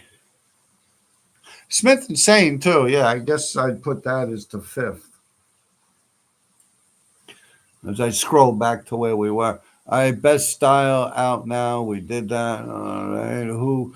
All right, my boys, whatever, just got out. He's destroying the Bay Area again. Your boys were SWERV. I never heard of it. Neil, RD, you live at the 3 Street stall was cool. Oh, yeah, yeah, that was fun, right? That was 5 hours long. Vifa, yeah, but yeah. Tommy Brown, yeah, Vifa, definitely. Who had the best hand styles on the insides when you were out there or before you?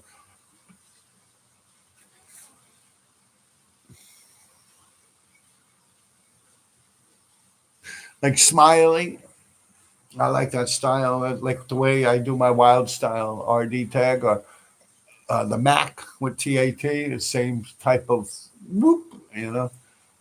Lace also did it that way. I liked Comet and Blade the way they did their tags. We're talking about tags, right? Um, Sade, Sade. He had a nice hand style. Um, a lot of dudes on the letter lines too were killing it. Mr. R, I used to like Mr. R's hand style. Crook, I love Crook's hand style. It was this guy Sawdust. Um, Mesk, Mesk, had a nice hand style. I like Ghost's hand style. I think it's cool. Um, G Man, I used to love those G's. PGA. Coast and BO, Coast TDS and BO TDS had nice hand style. Cost had nice hand style. Renegade Renard, KGB, had real nice hand style. I used to like that. Sets, the Man Subway Slasher, TBK, Crook and them. Um, Zephyr. Zephyr had a nice hand style, right? Revolt, for that matter.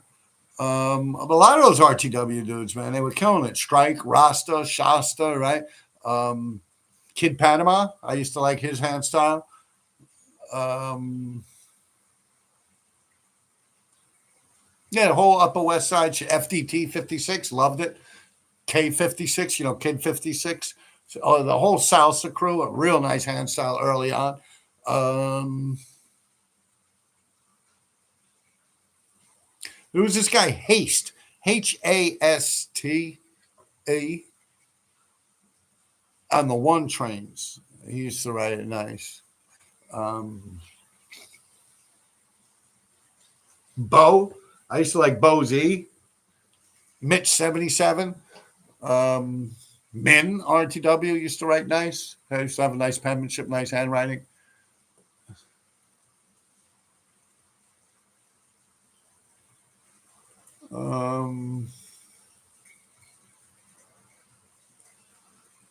Fritos. I used to like Fritos, how he wrote. Bantu used to write nice. Fuzz with the Z, and then he would do fuzz, fuzz, fuzz, fuzz, like a typewriter. Fuzz, fuzz, fuzz, fuzz, fuzz, fuzz.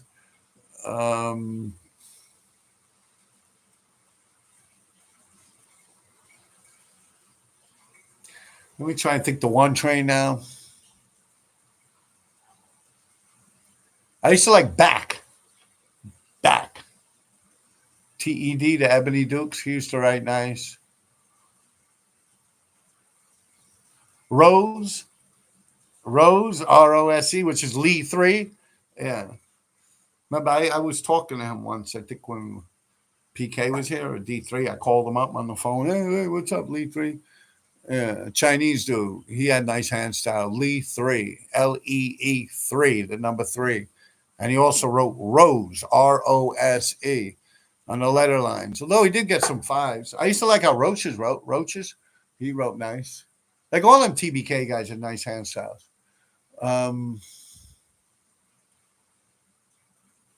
Bet used to write real nice. E, I can never do perfectly circular E's like that, man.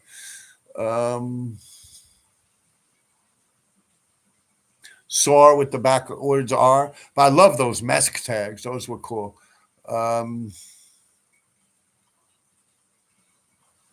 Ken, King Kong Ken. Yeah, Ken 357. He used to write nice. Brother Ross, too, rest in peace. He had a nice hand style. You also had these guys from around here that were they were kind of hitting the ones, and they were out a little bit before me, kind of like late 70s writers. You had Tex 2 and Shark. And then you had this other guy, Spark, SPARK. They were all kind of a branch off from Zephyr and them. They were like band shell kids from Central Park, like hippies. Like Tex 2, he would wear the 2 different colored Converse. Or Pro Kids at that point, I don't remember.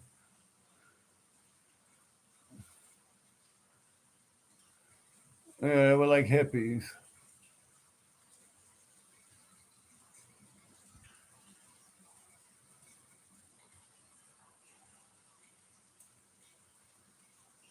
I used to like King Cade, too. Cade? The World is a Ghetto? Yeah, he used to do nice shit. TMT? Chi Chi? Now we're thinking more Bronxy. Used to be this guy used to hit the ceilings in a 4 train. He used to write KM. I also like the original Dual Wolf. He used to write nice with a mini. Not Dual RIS. This is before him on the 4s. He used to live on DK Avenue, like right on the next block from me. When I was on 198th Street in Marion, and he lived like down that little swide street that goes between Webster.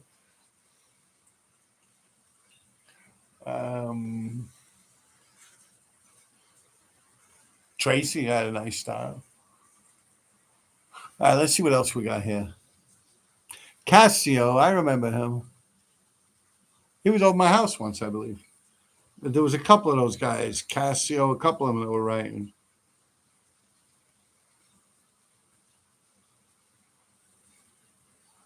Yeah, the original Duel, Spanish dude. Yeah. That's right. Tabor would know. That's when I met Tabor, actually, when I was living up there in 198 Marion Avenue.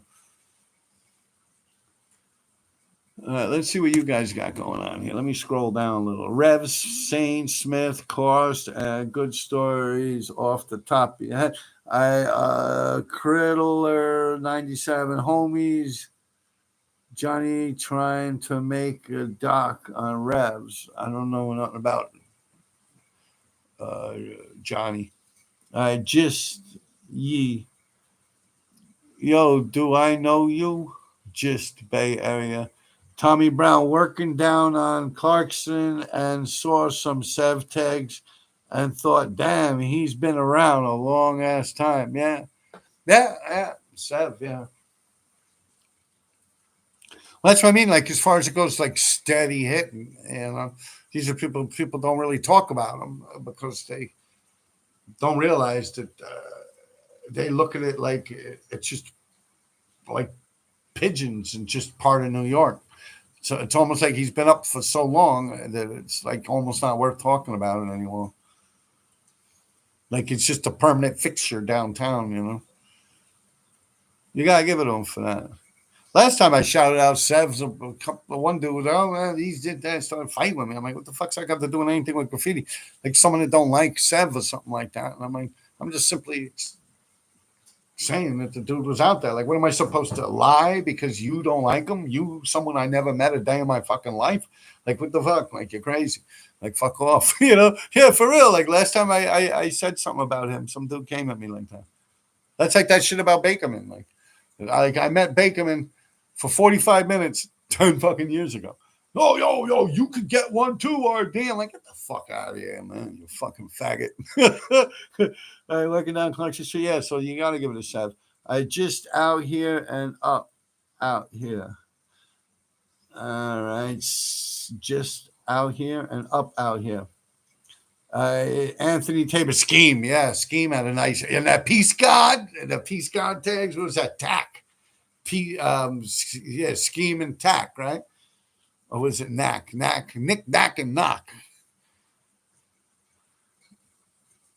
Yeah, but Scheme definitely. And he used to do the Peace God. I like the shit like that, like Voice of the Ghetto, Peace God, Stay High, you know? Yeah, Rush. Yeah, Rook, ROOK, too, another one. Rest MPC, yeah, all them dudes were killing it. And they had good hand style, too. They would do the big top of the R, E, I mean, the loopy E, where it gets small at the bottom, but big, like, top.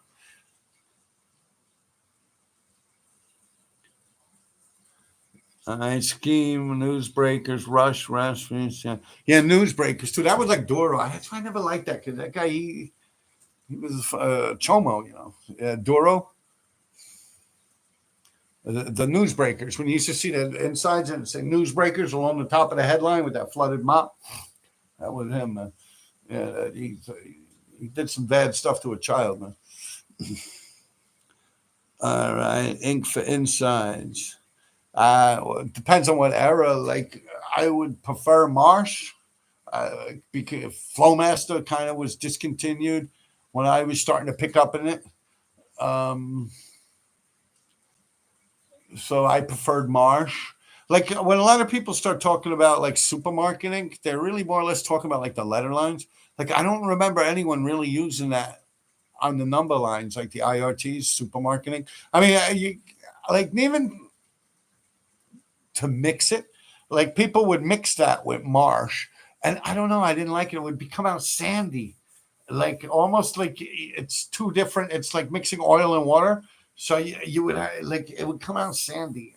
I didn't like it. It would come out like flat but sandy. I'd rather just like jet black Marsh with the fucking gold label, yeah, opaque. I know a lot of dudes also were using the what the fuck is it? The Pilot ink in the bottles, the little bottles. Um, Nash and me, I don't know, we were stealing these gallons of ink. I don't know what it was. It was very close to supermarket ink, but it was black. We were getting them out of this. It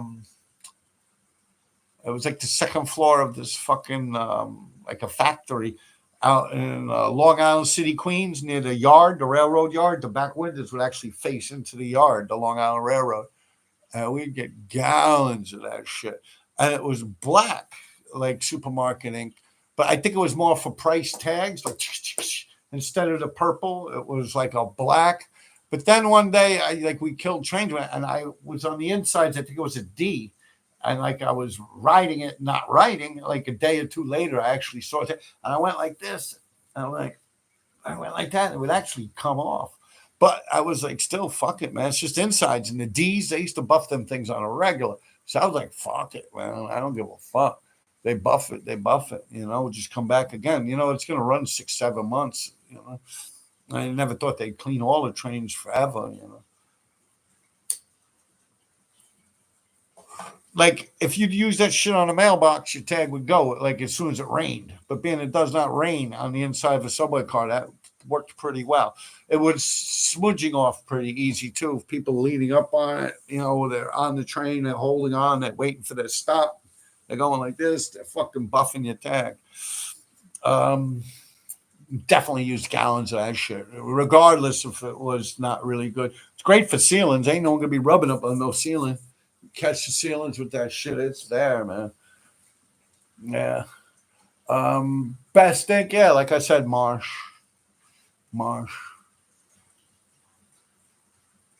Like you guys are talking about the Garvey Super Ink, the purple.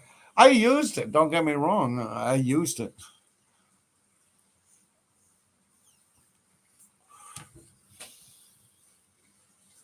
All right, where are we? Ink for insides. We just did that. Zephyr, yeah, Zephyr had nice hand stuff. Zephyr used to like the heist, the E and the heist tags. Used to do the lowercase E. Yeah, that's like that MPC E. That's what I was talking about. You used to have someone who wrote Cheech. It's probably him too that he hung out with. Like I was exposed to a lot of Zephyr stuff early on in my life because of where I live. I remember he was hanging out with this guy, Yogurt. Yes. And I saw someone was writing something about Yes. I remember him.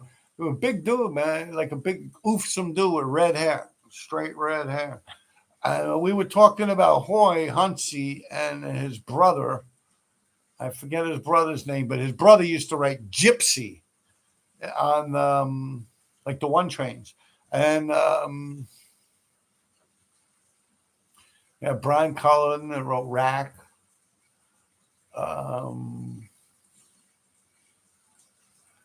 Yeah, those were dudes before me, like ESP, ESA. Make Krylon great again. Yeah. D3 was just telling me Home Depot's like getting rid of all their paint. It's like $2 a can or something. I think because Rust-Oleum's got like a new line coming in. But all that 2X shit, yeah, it's going on sale. All right. Anthony Tabor, the original duel. Yeah, the original duel, Spanish duel. Yeah. King B. I like King B. I know King B. He wasn't up on trains or anything like that. He has a nice style of writing. All right. Now you WKT. What is that, a radio station, man? I don't know. Michael Rabbits. What's up, Mike? Frey Killam crew was great hand style. Of course, Ghost, Sess, and Astro. Yeah, that's right. You had people like that, Astro, like Streets. Chino used to write nice. Chino BYI. I used to like, because he's tall and he does it long, like the same concept in my mind he had in his mind. Lasso. I don't think I ever heard of a Lasso. In New York, America. New York, America. I'm stoned, but you know what I mean. Tommy Brown. 2 of the best hand styles, in my opinion, were actually guys from Yorkville. Side RA. Yeah, he gets in touch with me on here too. Side. Yeah, he followed me on Patreon. And Kid One. Yeah, he passed away, man. Poor Kid One, Mark. Kid One. Yeah, rest in peace, man. I used to hang out with him like every fucking day for a couple of years straight. Kid One. No, I'm not. I'm in more older crews. Why buy Dole from the 90s? AMC, yeah. But I know a lot of people in WKT. RIP and was my boy in San Jose, California. Yeah, I don't know. I'm sorry, man. I fucking barely know about fucking the 5 boroughs. I know about Manhattan and when I was younger, I used to take the trains. I don't even take the trains no more, man. I'm scared, man. Yeah, man, I throw my ass in front of a train. I'm not as agile as I used to be, man. Fuck around, catch a bad one out there. Like, fuck you, old man. First shilling, no. Yeah, you motherfuckers be out here RIP on my ass. Two of the best hairstyles, in my opinion, was Kid One. It's that we did that. Definitely side Nicky the Greek. Yeah, I know I'm not. I'm in all the crews. Just that we did that. I'm not familiar with that area. I like Arabic. Vifer too. Yeah, Vifer had a nice hand style. I like Vifer's throw-ups, man. You got to put him up there with some of the best bubble letters, man. Like the throw-ups he did. Those are pretty classic. I like his art. At one point, I was even mimicking his art. Not on the walls, but like I was like, how does he figure out if I do it like this? Like I was gonna come out with that shit fresh off the line. Gonna pull that shit right off the assembly line. What'd you think of my arm? Yeah, come on, man. Vifa had a nice style. I said Vifa, your style is great going over people. Yeah, it's perfect for going over people. Yeah, my RDs, that's what they're invented for. The sharp D, that point. Yeah, like I'll be like over here like this. Look, like my D, right through that shit. Yeah, that was my weapon. All right, Seek SEEK. He's newer guy, right? He writes like a number. Yo, he went over me. No. I have seen that, and I think I like it. Yeah, I'm trying to think. I don't want to be giving people props that it's not, and vice versa. I don't want to say someone sucks when they don't. He writes a number after his tag, right? Yeah. All right, let's move on. The Warlord. Have you linked with Baker lately? Well, when everyone started talking about, I could get a bad one too, and this and that, I got in touch with him because I guess I might as well, like, you guys might not really know what's going on. I don't know, a while back, a month ago at this point, maybe longer, I had put out a video and I was talking about on my 50th birthday. I was jumping around like a fucking mongoose. I was out there like a mongoose this time on the highway. And I said, this guy, Bakerman, he's got good footage of me out there on the highway. Well, someone said, oh, wow, yeah, I see he has that on Instagram. So now it's like 10 years later or something. And someone found it and they said they sent it to me. And I said, yeah. And I'm looking at it. I'm like, oh, shit, that's Bakerman. So I messaged him. I said, hey, what's up, man? How's it going? Long time no hear, this, that, blah, blah, blah, blah. Hope all well. Peace out. God bless. So on and so forth. Hey, you still got this footage. I got a YouTube channel. Do you mind if I use this footage to make a video out of it? I was just discussing this time. It was also with John Horgan, who wrote Raw, when he was all nasty with me. Yeah, he was pulling out a gun on me. No, that's the day we took the pictures. And then later on, he pulled out the gun on me. I was with Marion Frost, the guitarist. It's a whole big episode back there. And me and John Horgan go back since we were children. And all of a sudden, he's all nasty. So I was talking about all that. And then I said, it's the same day with Bakerman. Someone sent me the footage. I got in touch with Bakerman. I asked him, do you mind if I use it? He said, no, I don't give a fuck. I'm like, oh, thanks, man. Peace out, man. God bless. Peace. And I posted on my YouTube. And then people, oh, yo, fuck you, man. This, that. And then even in my Instagram, like with fake accounts with no followers, yo, I said, man, I'm going to fuck you up, man. I'm like, what the fuck? One guy, I forget. I had it. Watch the episode. I went through the whole thing. And at that point, I remembered the person's names that were putting these comments in here, talking about I could catch a bad one too, and this and that. So after that had happened, I had messaged back to Bakerman. I said, hey, Bakerman, these people are pretty mad at you. And they over here threatening me and shit, man. This, that. He said, I'm so sorry, Rob. This, that. I didn't mean that, this, that. I was like, what are you sorry for? You didn't do nothing wrong. Then I got in touch with you after a long period of time. I asked if I could use that footage. I probably should have asked if I could credit you. I probably should have asked, you want me to shout you out? Because then you probably would have told me, I don't know, Rob, people are going to be bitching. I got a lot of issues and stuff. That's probably what he would have said. But I said, it's not your fault. I got in touch with you. I asked to borrow your footage. I put it on my YouTube, and people fucking with me over it. And I don't really give a fuck about them. For them to come after me, it just proves you ain't got nothing, man. Fuck them, man. And that's as far as it went. They haven't bugged me no more. I made a video about it. Like, I ain't got nothing to do with none of that shit, man. Fuck out of here. I think I actually said, I'll tear your fucking face off. I'm like a mongoose. Or half your face. Yeah. I'll chew half your face off like a fucking mongoose. I might even snarl. Yeah. That's what happened. And here we are today. That was a while ago. I didn't even know that shit's still going on until you guys mentioned it. Yeah, KM, he had nice tags on the ceilings of the floors. No, I just had that. Let's see, where are we? Staff TD, nice. Yeah, right. Here we go. Casio, and I met Casio. I believe same one. He knows me. Ask him. Casio and a few of his friends, man.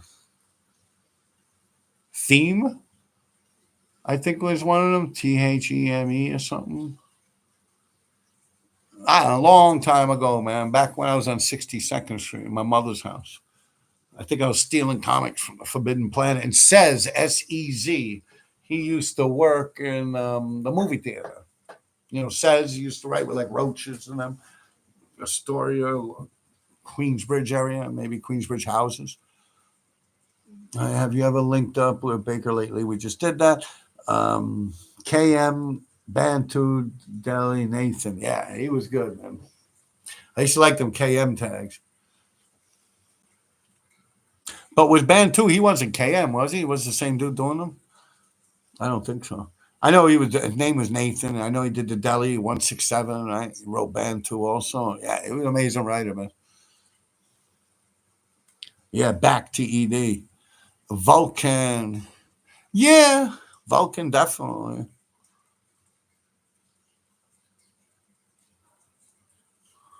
Snowman, I remember that. There was also SNO. What is that? Maybe 7DS, Seven Deadly Sins, or X-Men or something? Snow? I don't know. I could be wrong. My boy Kazam as well. Yeah, rest in peace, Kazam. Insane Fame. Dual MCI. No, we're talking about Dual Wolf with the minis on the insides of the fours. Before that, Wolf. I mean, before that duel. You're talking about a different duel. I'm talking about Spanish duel from the Bronx. And Tabor on here, Tabor, he's also talking about Spanish duel from the Bronx. All right, dual MC. All right, Charles Black. The Send 4 buff was funny. Yeah, I was fucking with him, man. He pissed me off. I got arrested. It's like the next day. I go to work and shit, I get out the system. I get arrested. They held me for like 2 days and shit before I go to the judge and shit like that. I get out, go back to work and shit, trying to act like nothing ever happened. It was all over the newspapers and shit. I come out my building at work, the fire hydrant right in front of my fucking, like my building where I work, the Department of Health. It's like one side said Send 4 and the other side said RD for like 7 years. All right. Then it's like I get arrested. I get out the system. I go back to work. The first day I go back to work, I go down the fucking stairs. It's like Send 4. And I'm like, you can even still see some of my little bit of paint like on the bottom of the lip of it, from the green that I use. And he caught it with like a blue. I was like, that motherfucker. I was like, it's on. I was like, I know he's thinking. I said, he's thinking, I got caught. That's it. Yeah, it's all him. Like, he's like, I can picture him. He's like doing the whop. He's like, yeah, I got this. And he did that. I was like, hell no, man. If there's a will, there's a fucking way. So I dress up like a goddamn construction worker. I was like, fuck that. If I can't have these shits, no one can. I started walking around with black oil-based paint, too. I had to work. You've seen the videos, right? The hat. And I still have that same helmet, actually. I still need to act like a construction worker every so often. Comes in handy, cosplay. Yeah, I started buffing him. I have footage, man. Right near Times Square, too, like fucking near the library there. I actually tell the police, I said, excuse me, please. I said, I don't want to get paint on you. I painted the fire hydrant. I actually asked them to move over so I don't get paint on them. Yeah, I'm a badass, bro. Yeah, I was killing it. I had a little clipboard, everything. I had a big fucking monkey wrench. Yeah, I'd have that shit hanging here. I have a clipboard, and I would walk up to them. I go like this with the monkey wrench, like I'm tightening it, and I do an RD on it. I remember some junkie, like a dope fiend once. He asked me, "What's that?" I said, "RD." And he's like, "For what?" I said, "Because they got to re-drain this pipe." I said, "This pipe here's got rust in it." They walk the fuck away. And then they go, "Why is it green?" I'm like, "Yo, shut the fuck up, man." Yeah, man. Hell yeah. I was thinking, yeah, green's kind of a weird color. But that could say green means go. It's a go. But it's got to be redrained. I have a clipboard, my helmet, the whole shit, man. Yo, that was a class. I didn't even have like a Carhartt jacket on or an army coat. I'd have like workman boots on. Yeah, I was a construction worker. At that moment, I was a real fucking construction worker. Like, yeah, I'm like, yeah, it's my job. Yeah, I would just boom, boom, boom, boom, boom, boom, boom, boom. Yeah, so it was a good time. But then I started thinking, they might be getting onto it. And I was right. They started over an investigation. Oh shit! But I get out the system, and I'm like, "Yeah, motherfucker, I'm feeling bad, man. My whole life, graffiti, that's my life." Like the whole rug's been pulled out from under me, man. I don't know what's up, what's down. I step out, and I'm like, "Oh shit!" I'm like, I look at it like him doing that to them fire hydrant, like right there. I mean, he didn't know that I worked there, and I would notice it like hours after he did it. That was just a coincidence. I looked at that shit like, "Damn, this dude pissing on my grave." I was like, "Oh, no. I'm on it." I just started buffing the fuck out of him. I wasn't writing nothing on them hydrants. I'm like, if I can't have them, no one can. But I was like, "Yo, man, this shit's crazy." Like, I was like, if I buff his hydrants, he's not going to know it's me. I was like, so I got to video myself buffing these hydrants. And I'm like, technically, I'm not doing nothing. I play these games with my brain and get me to do it. I'm like, technically, I am doing the city a service. Like, I am literally getting rid of graffiti. I don't think I could get in trouble for that. I started videoing myself and dropping that shit. I'm going over said full. Like, make a mark in society, not on society. Right? I'm like, yeah, said for. But I ain't got no problem with it, man. He wanted like I'll say it right now. He's the one that started that double tapping him, as he so says it. Yeah, I like the idea, and I decided. But what am I going to do? Like, I was never arrested for it. What do I want? Like he's going and saying, "Oh yeah, no, like come clean," and this. I'm like, what am I supposed to do? Like rat on myself? Be like, "Yeah, I did do it," because like I got to be quiet. I'm in the shadows. I'm hiding. It's illegal. It's not like I stole his fucking bowling alley trophy or something. And besides, like, what's that mean? Like, all right, the first person to ever ran on a subway. What does that make everyone else that came after him? I mean, I give him his props for it, but legally, if I haven't been arrested, I'm not going to go, "Oh, yeah, I got to give it all the send for, I started this time and this day." Like, you can't. Like, it's a criminal activity. I mean, throughout those eras of time we're talking about, too. Those are some of the hardest times, man. You got Giuliani out there. You go up to that motherfucker talking about you wrote that graffiti. You wind up at Rikers Island for a couple of months, for real. Like, you don't see that shit nowadays. They don't even arrest you. Like, if a cop sees you writing graffiti now, he's like, "Oh, fuck, man. I got to go through this shit with this paperwork." And he's probably going to, start yelling and screaming and all types of shit and fighting with me and stuff. Damn, like that's how a cop looks at it nowadays. Like, I don't think it's something they really want to do. Like, oh shit, I bet you under that knitted hat, that motherfucker probably got purple hair. Yeah. I don't know. Maybe some of you guys in the chat's got purple hair. Hey, whatever. To each their own. I'm old school. I'm not into that. All right, the Sun 4 buff was funny. Let me move on to the next question. Shout out to Set 4, but yeah, he did that before me. How you gonna be mad over hitting both sides? I don't know. God bless him. Man. Teach their own. I mean, look, like I was like the first one to run around with white spray paint on gates, And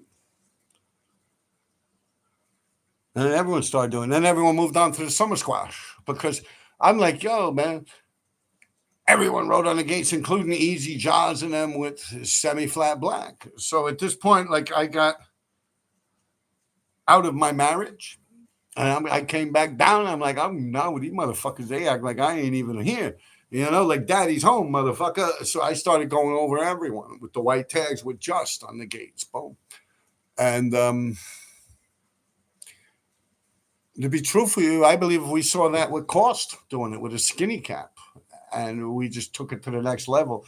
We used the Rustos with the baseball caps, the orange top, the fat cap. And me and Just, we were using them caps until them shits would sputter. Like our tag would be, I give a fuck just as long as it said it. I had so much beef back then. I was going over everyone and their mother. Yeah. So I had so much beef. It's like, what do I care if it's a perfect tag or not? Just RD, RD, RD. Keep it going. Keep it going. Shit'll be gone tomorrow anyway, So, you can't lick your wounds in battle, man. I mean, look at the trucks nowadays. You see all the trucks? Right now, as I'm talking to you people out here, I am technically the king of the trucks. I'm up on more trucks than anyone else in the 5 boroughs. Right now, as I'm speaking to you. Yeah. May God strike me fucking dead if I'm lying to you. And how many other people are doing that shit now? They're stealing my idea. Yeah. They're stealing my fucking idea. I mean, I'm not up like smashing them with big fillings and shit. I'm getting them with this fucking thing right here. Nice right on the bottom, the little strip where they stand up on the trucks. I swear to God, man, I'll be truthful with you. I was going through a mean streak a fucking day. Yeah. For like fucking a month and a half. It got to the point now, I go up to a truck, I already got the fucking thing. Man, you think I'm shitting you. I go up behind them. You go on my Patreon, you see it all day, every day. Yeah, I'm out there, pow, pow, pow, pow. Nowadays, it takes me about a week to go through a mean streak. I was going through fucking one of them a day, 2 of them a day, first starting out. It's impossible. There's no one out there like that. Oh, no. Yeah. I mean, as far as it goes with smashing sides of trucks, doing big tags on them would be Pace and News, News. D3 bumped into those guys. They got a lot of trucks. But if you really look at that little strip, I got an RD tag like this big. Like every fucking truck in the city. For real. Well, not everyone, but God fucking damn near it, man. Yeah, people showing me that shit all day, every day, man. About this big. On the strip. On the black strip, when they pull up the gate, whoosh, even the vans too, down low. Yeah.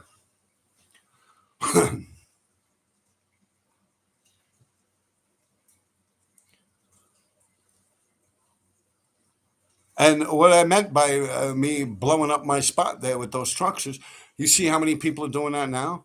You got people now that are like, hey, I could do that too.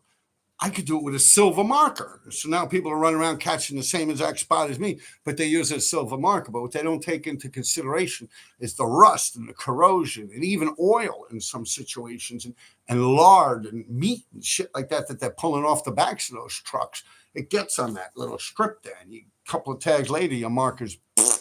I thought of all that. That's why I settled for the mean streak. A few people are trying to squeeze in there. I'm starting to notice with a real thin cap with white spray paint. Brilliant idea. Spray paint makes noise and it's a little lunky. I pull up behind that shit. I look like I'm just fixing my bicycle. Boom. Shit pops off. I'm gone. I'm on my bike. I'm like a fucking mongoose out there, man. Yeah, I move through them streets like a shark.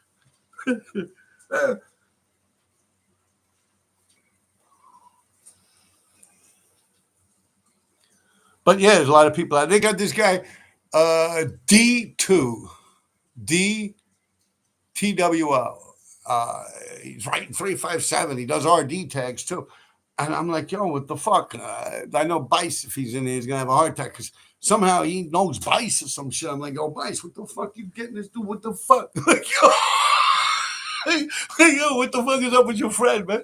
He's like, I don't know him like that. I'm like, well, he's fucking pretty comfortable doing this shit, man. And he started doing it too on the trucks, the silver spots.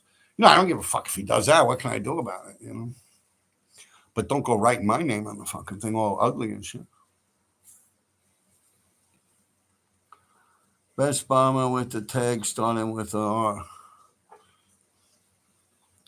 Insane thing. Criddler 97. I shot a shellac with some rusto. One shot and shellac with a rusto. Yeah. You know what D3 was doing? He used to go over Cope 2, right? And Cope 2 would fix this shit. So D3's like, damn, what the fuck? He's like, I know. So D3 he would cross some, he would do a big D3 tag on it, right? And he'd wait a while. See, down near Canal Street in Chinatown, they would throw out this cooking grease in these big, like plaster of Paris buckets, like Home Depot buckets, 5-gallon buckets filled with oil that they'd use from the grill. He'd take that shit up there. So he'd do his tag, he'd let it dry, and he'd splash this shit all over it, and he'd rub it in there. And then Cope would go to try to do his shit in his spray paint, because it's oil. It wouldn't work. So like the D3 would stay there. But I think eventually he caught on. This is going back a while. And he caught on, but he would have to bring like dishwasher liquid with him, like fucking Dawn or something. You know what I mean? It's like try and do what I just asked. Take some Crisco oil, put it on a fucking wall, try and spray paint that shit and go. I tell you, D3's a vandal. They clean the letter line inside faster. That purple ink stain better. That's true. You see the purple ink on the letter lines. That's why I think a lot of those Brooklyn cats were using that shit. Actually, this Landau guy in here, Disc, he used to hit a lot of that shit with the purple ink. Roaches used to do it a lot. A lot of those guys, and they buff it and it'd stain in. It was more like a dye or a stain rather than like an ink. That's true. But you know what the weird thing was? Like, I remember I took Marsh ink. And I put that shit in a shampoo bottle once, like a swab. The shampoo bottles around like this, like almost like a Pringles potato chip can or something. And by the time I got up to like Zariga, like Castle Hill, Middletown Road, I had it stuffed down my pants here, and I have a can of ink, the fucking thing would melt and it busted all over him, like, from the belt, like dripped all inside here, all down there, because that shit will actually melt rubber, man. That's why they got it in a tin can. But that Garvey ink won't do that shit. That Garvey, the supermarket ink, you leave that shit in them, and it comes in a fucking plastic bottle. And it's like nothing happens to it. But you do have this type of plastic where it's more like a cryo. It's like a fiberglass plastic. It's a little more, you can even autoclave it or heat it up like Tupperware in a microwave or something.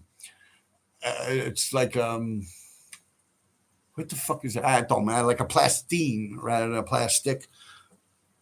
But yeah, no, that's why I always would assume that the Marsh ink was more like permanent. Like you would think it would melt into the paint and shit like that.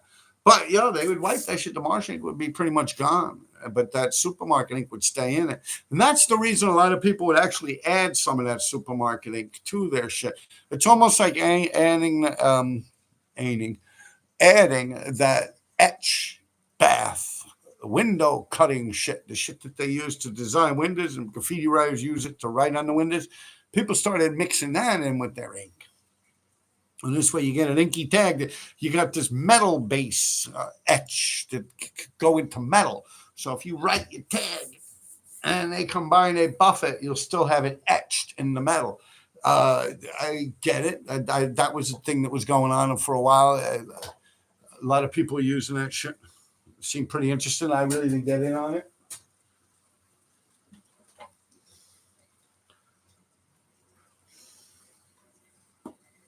You know what I used to like, but then later on, they actually came up with a company of it. I had a bunch of it. It was this 3M tar sealer from the company 3M, and it's to fix the trunk of your car. You spray this shit and it would over the rust of the trunk of the inside of your car, and it'll stop your car from rusting. It's literally like liquid tar. And then later on, one of these big companies, they came out with blacktop or something like that to spray paint, and it's like spray tar. It comes out like a brownish black. I like that shit. But yo, I hate getting that shit on my face, man. I've used that for a couple of outlines I've done on blockbusters, and yo, it stays. It gets in your eyebrows and shit. And it's like, ow, like you got to pluck your fucking eyebrows to get rid of this shit. Like it gets in there, man. And you can't just get that shit off. Like all these little dots on my face. I hate that shit. But I love it. It's good to use. Like you do that shit on a van, that motherfucker can get rid of that shit. I don't know. You could try all that gooby gone and graffiti off and all that shit you want, man. It's tar. It's fucking liquid tar, spray tar. I think they call it blacktop. Good shit, man. Me and RE, we used to love that shit, man. We would go like through 7 of those things a fucking night, man. Gate after gate after gate. Yeah, poor RE, man. Rest in peace.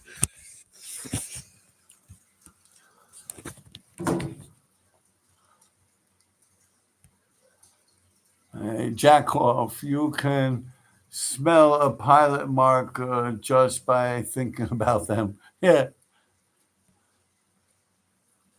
Get a headache. Oh, jeez. Just reading it. Yeah, that shit would be strong. Yeah, and even when Sammy and someone was talking about the live because he's always out on 83rd Street and Fifth Avenue. He's got a big book there. You guys want to go by there and give him stickers to put in the book. He also sells some of my T-shirts there. He's got a little stand there. He sells his artwork. But and even outside, he was using it to outline what he was drawing on a map. And I was like, ugh. That shit just gets my stomach, man. Like that cheap silver spray paint, like that real cheap shit. Like the dudes from the Lower East Side used to use that shit a lot. Yeah, man, like the real cheap shit, man. A lot of TNS cats used to use that shit. It turns your stomach, man. Even like that Home Depot brand. Touch-a-Tone is one of them. Yeah, but the silver, it's like that shit will knot up my stomach, man.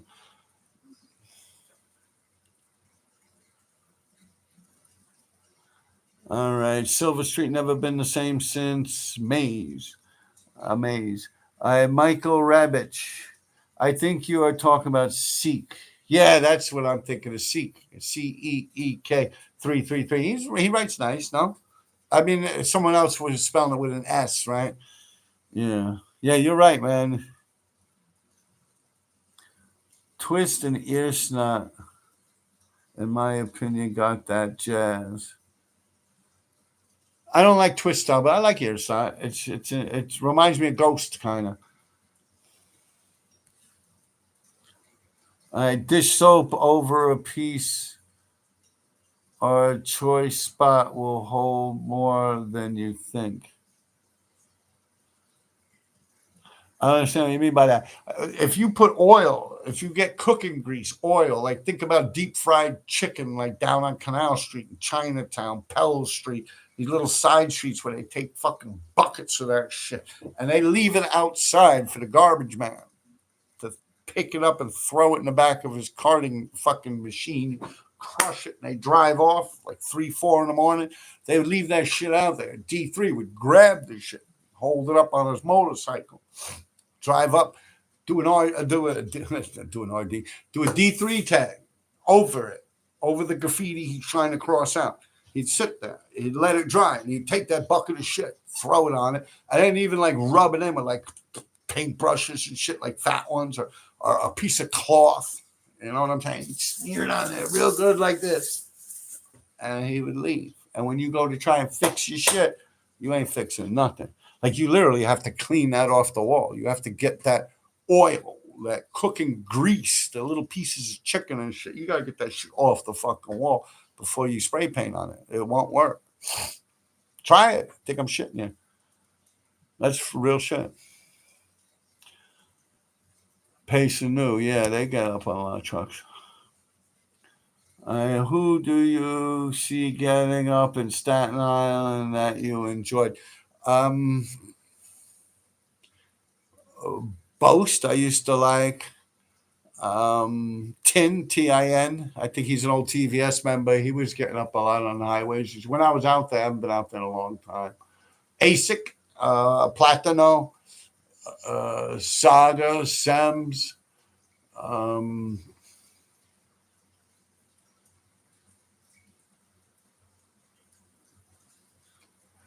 I remember Rin was out there. AID, those old school guys. Um,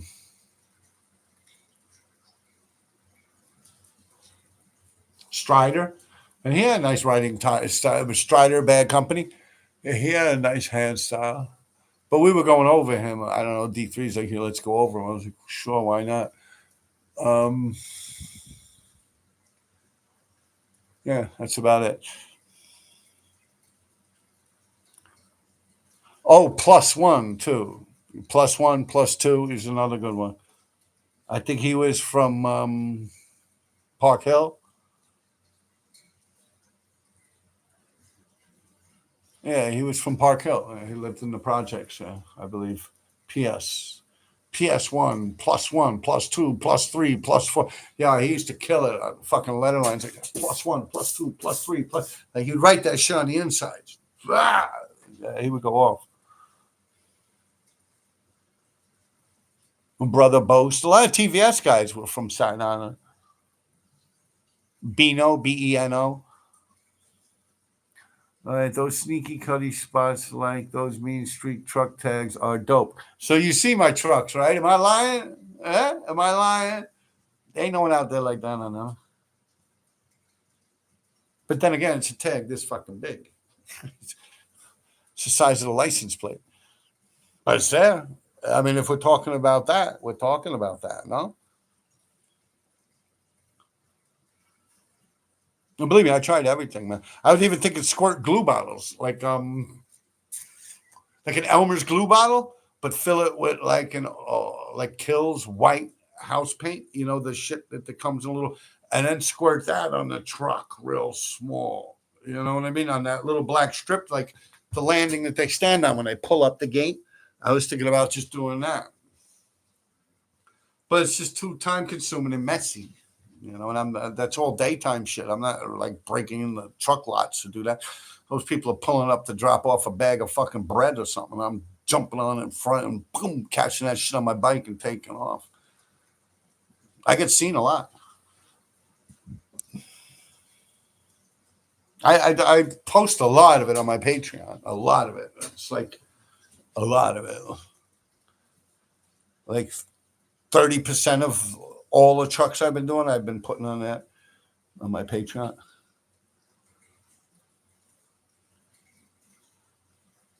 All right. This soap level piece, we did that. Isaiah Villa, how did you meet Nash BBK? I met him in the double R's. I've done a whole big episode about that. I'm going to get him on here one day. He was supposed to do it when, I don't know, his family wasn't around a couple months ago, but I didn't hear from him. All right. I've mentioned that before. I've just about every live I go on, we talk about that. I'm down. I'll go see what they got behind McDonald's. Good looks, OG. Geez, that spray on bed liner has nice texture, eats and streaks. Blah, blah, blah, blah. Favorite year of graph. Me, probably the earlier the better. I enjoyed 83, 84. I was a nobody at that point, but I was really impressed by graffiti. I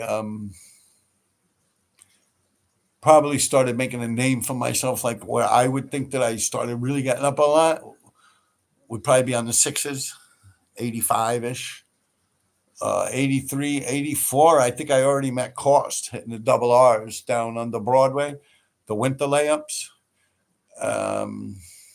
See, I think I was born 68, 78, 79, 81, 82. 4, I was like 14, 15 years old. That's when I bumped into like Cost and Rel, I think it was, and Doc, KRT. I remember bumping into Relic, I think it was. They bombed with them. I used to bump into everyone in there, man. Renegade, Renard, Abuse, Abuse KGB. Then down more towards City Hall, but not actually in City Hall. Like, I never saw the need for it. It was always so burnt. It was on the news and everything. I mean, I went down there with Lace just because he was doing a piece once and didn't get to finish it. And it pulled out, and he found out it was down at City Hall. So me and him went down there to City Hall and did it there. I've probably been to City Hall maybe 7 times in my life. Um, but all the upper tracks, you know, like the 20s to teens, like from below 14th and then 14th, and like 23rd, 28th, 33rd, 42nd, like just straight on through the middle track, all the way up to like 57th Street. I'd be killing the insides of the trains. They would have them on the middle tracks. In the winter, they'd park them in there. And then I'd do the same thing on the D. I'd go from Yankee Stadium up to 205th. Yeah, you go to Yankee Stadium on the D, even below Yankee Stadium, it starts too. But I would get off at Yankee Stadium because I'd take the 4 train up there. I'd get off at Yankee Stadium. I'd go down to the D train. I'd hop right in. I'd just start fucking tearing them insides up all the way to the last stop to 205th. Yeah, so you figure from 161st Street to 205th Street, that's like what, 2 miles? A mile, right? 20 blocks is a mile, 61, 71, 81 is 1 mile, 81, 91. Yeah, it's 2 miles of trains just bomb, bomb, bomb, bomb. And I didn't get out when we got to the station and nothing. I just kept going. I did that shit solo. Yeah, 2 miles straight, fucking train after train after train after train after train. I hit the A's where I got my face cut open with FK Crew, 175th Street on the A train. I hit them in Grant also with Nash, Small, Saya, Ripe. That's when I was doing fill-ins more. But for insides, yeah, those are my main places. You also had the A's on the Museum of Natural History over there, where the planetarium is. There, you would get down there in the winter. They would park a couple of sets there. And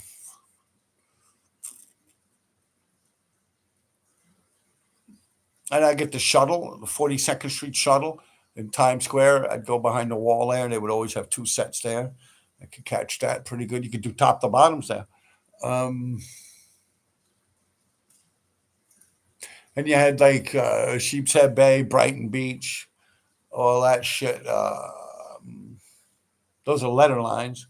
Then Grand Army Plaza is where I got all my 4s.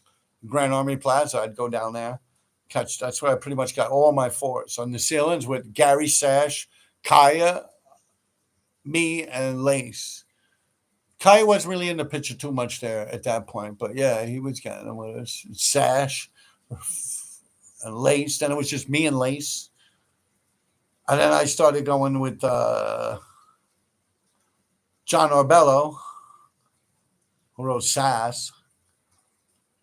He was a kid I knew from school. And CG, Franklin Peterson. Yeah, they were in like a truancy program with me. I started going with them. And after that, with Nash and them, I was going all over the place. He was bringing me all these weird places like Halsey and Linden Boulevards and all types of crazy fucking places. Grant.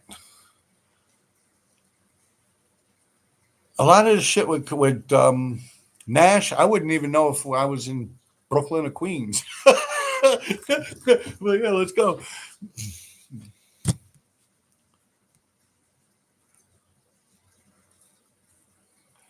Oh, gee, that spray on Bed Lennon, we did that. Favorite year of Graph? Probably when you're impressed by it. Like, my favorite year in Graph would be my early years. You know, like looking at all the scene pieces, T-Kid and shit like that. Part. A lot of FBA was popping off hard at that point. IBM and stuff like that.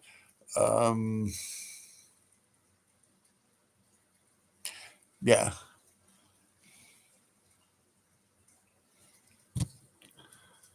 Favorite year of Graph. So my early years of starting, like as RD, I guess. Like redo, probably when I was writing redo or to Rob. Those were good years.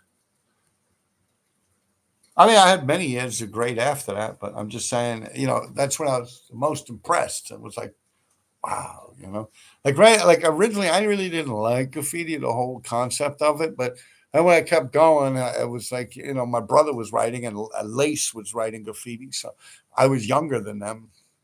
I'd tag along, and sometimes my brother couldn't go outside without taking his little brother with him. I'm 3 years younger than him, so pretty much he would have to have me tag along, and I didn't like it, But yeah, I started to like graffiti, and when I started really vibing with it, like, see, like I say, you could always have favorites. Like when it comes to styles of graffiti, like some people might like Dondi better than T Kid or Park better than Flight. People could have personal opinions. Sonic, um, Ink, shit like that. Mitch 77, almost like baseball players. People could have their favorites of style. Scene UA is a good one. There are a lot of people like, and that could be a selective thing. People could select it and choose to like that. Say that's cool. I like that, but that doesn't make them the best at it. Like some people like Lee. Some people like scenes. Some people like both of them. Some people like all. But when it comes down to who's up the most, there's no ifs, ands, or buts about that. And who's up the most for the longest period of time, there's no ifs, ands, or buts about that. Like when time goes by, it's like someone might be up for a couple of years, the most. You know what I'm saying? So that's kind of like what I wrapped my head around early on. I was like, well, I definitely can't do no shit like T Kid and them. So I'm not even gonna fuck with pieces. I'm definitely not gonna run around wasting a bunch of shit with these spray paint with doing fillings. So I'm not gonna do that either.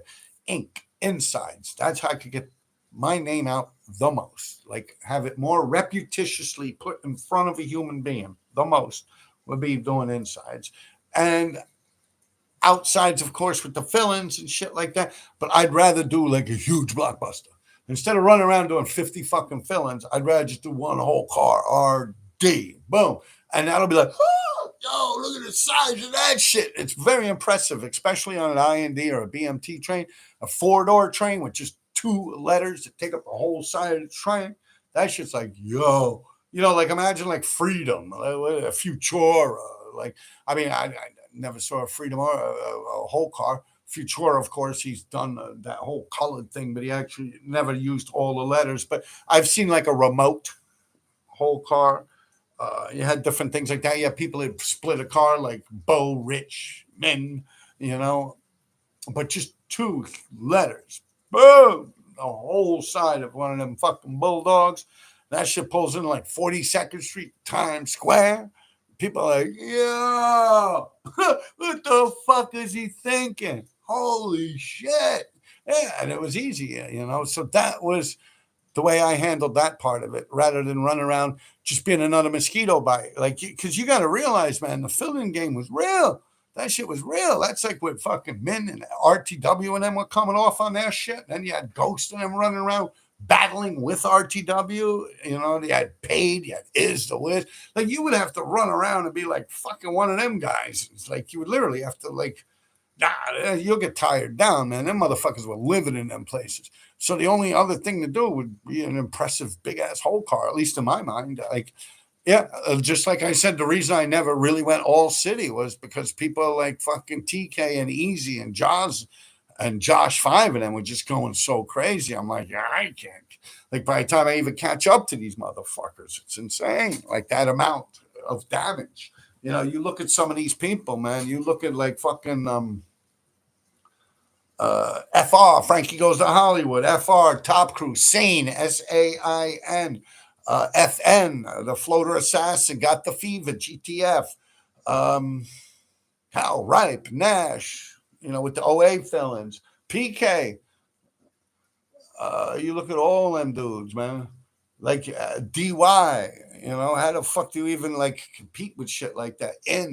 Kill 3. That's before my time. But still, it's like that was already forged in there. Like Min, NE, like Jesus Christ, all them fucking felons. It's like, how can you surpass that? Like it's a game to beat. You got to beat the opponents. You have to be up more than everyone. You get me? In that realm. And it's not just, oh, yeah. Like, who the fuck wants to just be another smear, like another stain on a fucking subway car? Nah, you want to take that shit down. You want to be like, yeah, fuck with it. Like, yeah, that just really is a mentality and a fucking mindset that doesn't exist anymore. You people might be sitting there laughing at me like, listen to this old man. But, that's real, man. It's like Cope 2, for Christ's sake, on the 4s, or Tyke and Rhea, and I'm on the 2s and 5s. It's like, that's a lot of fucking fillings. Cap on the fucking 2s and 5s. He wiped out everyone. No one could fuck with them 2s and 5s when Cap was around.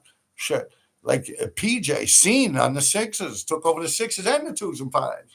Like, that's a hard game to fuck with. Fuck that. I'll sit there real nice and comfy. Do me one whole side of a car. And then or if not, if I didn't have enough paint to do a whole car, I'd do a top to bottom, half a car. Or 3/4 of a car. Yeah, there's a lot of those. At one point, I was like, yo, people are like, yo, what the fuck, man? RD got more of those fucking top to bottoms running than most people have of little fill-ins, like under the windows or floaty spots. And I was like, yeah, that's what I'm going to do. Like, I was just talking about it. I think it was on my Patreon. I was like, yeah, I want to have as many top to bottom, like 1/3 cars, just top to bottom fill-ins, as your average garden variety writer had fill-ins, like the average amount, like not the king of the line, but not the least, like be up more than the worst of them. You know what I'm saying? Like be in the middle, but you got top to bottoms. Everyone else doing the little things. I was tall, and I had good spots, and I don't give a fuck. I'd be up in the D, man. You ain't got no catwalk up there. I'll climb up on shit. I'll hold on pipes and shit, electrical wires, and don't give a fuck, man. I'll get that shit done. I'll stick my hand in between the door, stand up on that shit, just I get that shit done. The electric boxes, you got the signal boxes you could stand on. Yeah. Hell, there's points in that shit. I put my back on the wall. I put my feet on that shit. I go keek. Yeah, man, like a fucking mongoose, man. Yeah. You got your feet like this with your back, and you just keep going up as you move your back up. Yeah, especially when the train would be slanted out that way a little. Yeah, I ain't give a fuck. You'd be there a little longer, but you'll get it done. But that was my mentality, like I'm not going to beat the flyest shit like the wildest burners. Like it's a competitive mindset. If not, you're just another mosquito. Like if you're just going to like vibe or whatever the fuck, you're like, there's no reason to go unless you're trying to take that shit over and shut that shit down, take over. I mean, that was always my mindset. And to run around doing a bunch of fillings all over, that's the way to do it. But I just wasn't down to put in that footwork like that. Like Nash and Owe, like I was talking about, Ripe with the RP fillings, like he was like getting a lot of fillings. You had like AI in them out there, Zane, ZE, and those guys, they were out there putting it in hard. And like right next to that shit was like the people I was chilling with, like Ripe and Nash, OA and them, and Sayer with the SR fillings. Yeah, so I was heavily in the mix with fillings, heavily in the fucking mix, doing fillings. I was hanging with the big boys with that shit. But I didn't enjoy it. I did it. It's not the funnest thing to do for me. You look at that thing on my Instagram even. I could probably put the picture on here, like the avocados. When I stole a bunch of avocado spray paint, a couple of cases of it at the Winter Garden Theater, when they had the Cats, the Broadway play. I was using them avocados. You can see Franklin Avenue, Charlotte, big top to bottom. It's like half a car, 4 doors, flat too. Yeah. And that's what I would do. Like if I can't beat with the amount, I'll do an impressive size. I'll go for size,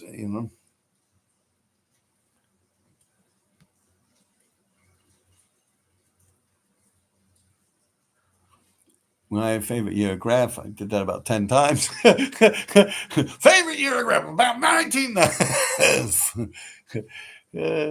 All right. Yeah, John Radican. I believe that is DJ No, right? What's up, buddy? Me and Tess X-Men went through gallons of supermarket ink on the letter lines for just that reason. Still a dark stain. Yeah, see, DJ, that's him right there. And that DJ No, he'll tell you X-Men. Hell yeah, they were killing that shit. He had nice fillings too. DJ No and Tess. Like that little flame type top of a T. Yeah. Yeah, what's up, man? Yo, you should come on my show one day, man. You're more than welcome, man. It would be an honor. ARD, when you gonna retire? I don't know, man. I retire all the time, man. I retire every time I hit my little pillow there at night. I'm like, all right, John, LOL. Yeah, we used that rubber undercoat too on the smooth cement wall. Even after it was painted, the only stain would show through. Just have pissed off the maintenance guys. Yeah, yeah, that's DJ No. And Test Don't Fest.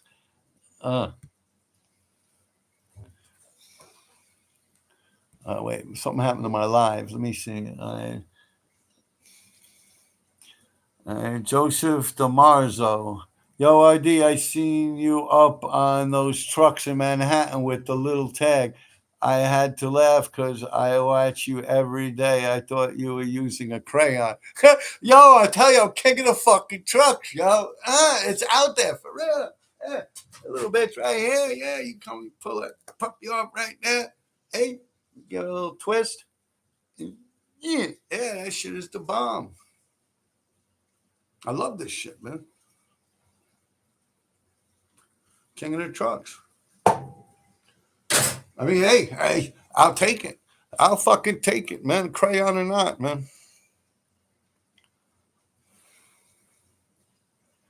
Like, you see, this is once again, we're talking about doing the big whole car, rather than doing a bunch of fill-ins. And like, look how small I could get. You know what I'm saying? Like mentally in my mind, I'll take it, man. It's a tag. It's there. Like when you just talk about getting your name out there, just getting your name out there. That's all that is. That's nothing fancy. There's nothing flashy. It's just arty. That's what it is. It's like a perfect example of what I've been saying. It works. Like I could go that big and that small, and I'll take it. But yeah, I got a lot of trucks, man. Definitely over 1,000. I mean, I was doing the math. I could get, with one mean streak, I could get like 20, 24 trucks, right? And I was going through a mean streak a day, right? So that was, a work day during the work week. So that's 5 days a week. That's 100 trucks a fucking week. I was doing that shit for like 3 years straight now. Yeah, 3 years straight. Monday to Friday. I started doing that shit on Ash Wednesday during the pandemic. Yeah, I remember it had no significance with Ash Wednesday or anything. It's just that's when I happened to use a mean streak. I was like, let me see, let me try this out. That's when I got together. Like I said, I would use a mustard jar, like a mustard squirt bottle, or like an Elmer's glue. I tried that with the Kills white paint in it. And I would go up to the trucks. Like I knew I wanted that little strip, and I knew I didn't want to do it so big, whereas the owner will flip out and get rid of it the next day, And I'm like, yeah, if it's a perfect little size, it's not in the way, it's not blocking anything, it's not that big a deal, it'll probably stay there. And I was right. I hit the nail right on the fucking head with that. But like I said, I was trying to like glue bottles just with like white Kills in it. And it would work. It would come out messy, and it was a little too thin. So then I started thinking of like having almost like a napkin wrapped around my finger and just smear in the RD tag after I squirt it on thin, just to make it thicker, like a finger thick. I'd go like this, and then it would come out. But then I'm like, what the fuck am I doing? I'm sitting out here like fucking Bob Ross or something. Like, yeah, it's got a little bit. You know what I mean? Like, that's a bit much, man. And then I started thinking the length of time it takes for that shit to dry. The guy hops up on the back of his truck, boom, that shit gets on his leg. All of a sudden, he's mad, Yo, yeah, it smears the tag and you can't see it. Like those trucks, sometimes they pull up, they're just dropping off a loaf of fucking bread and they're on their way. You got some plumber there screwing around with someone's pipes and shit like that. 2 hours later, they're gone. So you don't know how long, and it works. I like my idea. And if someone don't like it, they could always just take a little black spray paint right over it and it's gone. That one truck, the fucking BC one MBA, heck, they have like a bunch of flowers on the truck. I walked up right on fucking Houston Street. Badass. Yeah, I'm out there, balls out, man. Right up there on Houston Street. I go up with my little shit. I got my bike right here. I'm looking at the front wheel like the shit's a little crooked or something. As I'm doing that, I got my little tag. I'm going like this, right? Well, I look at goddamn dude right there. Like right in front of the Bowery wall, like down the next block where MQ just had recently. And he's looking at me, He said, yo, what are you doing in my truck? I said, graffiti. But he talked with like a French accent, So like graffiti, you like graffiti because like it looks like they had permission to do that truck. It's like covered with like hearts, and flowers and stuff. Yeah, hearts. Like heck, TAD. So I'm like, graffiti, you like graffiti? He's like, no, I don't. I was like, I rode away on my bike. Yeah. I was like, fuck it. You like that shit now, motherfucker? Oh, shit. Yeah, man, a little French guy, man, a little frog.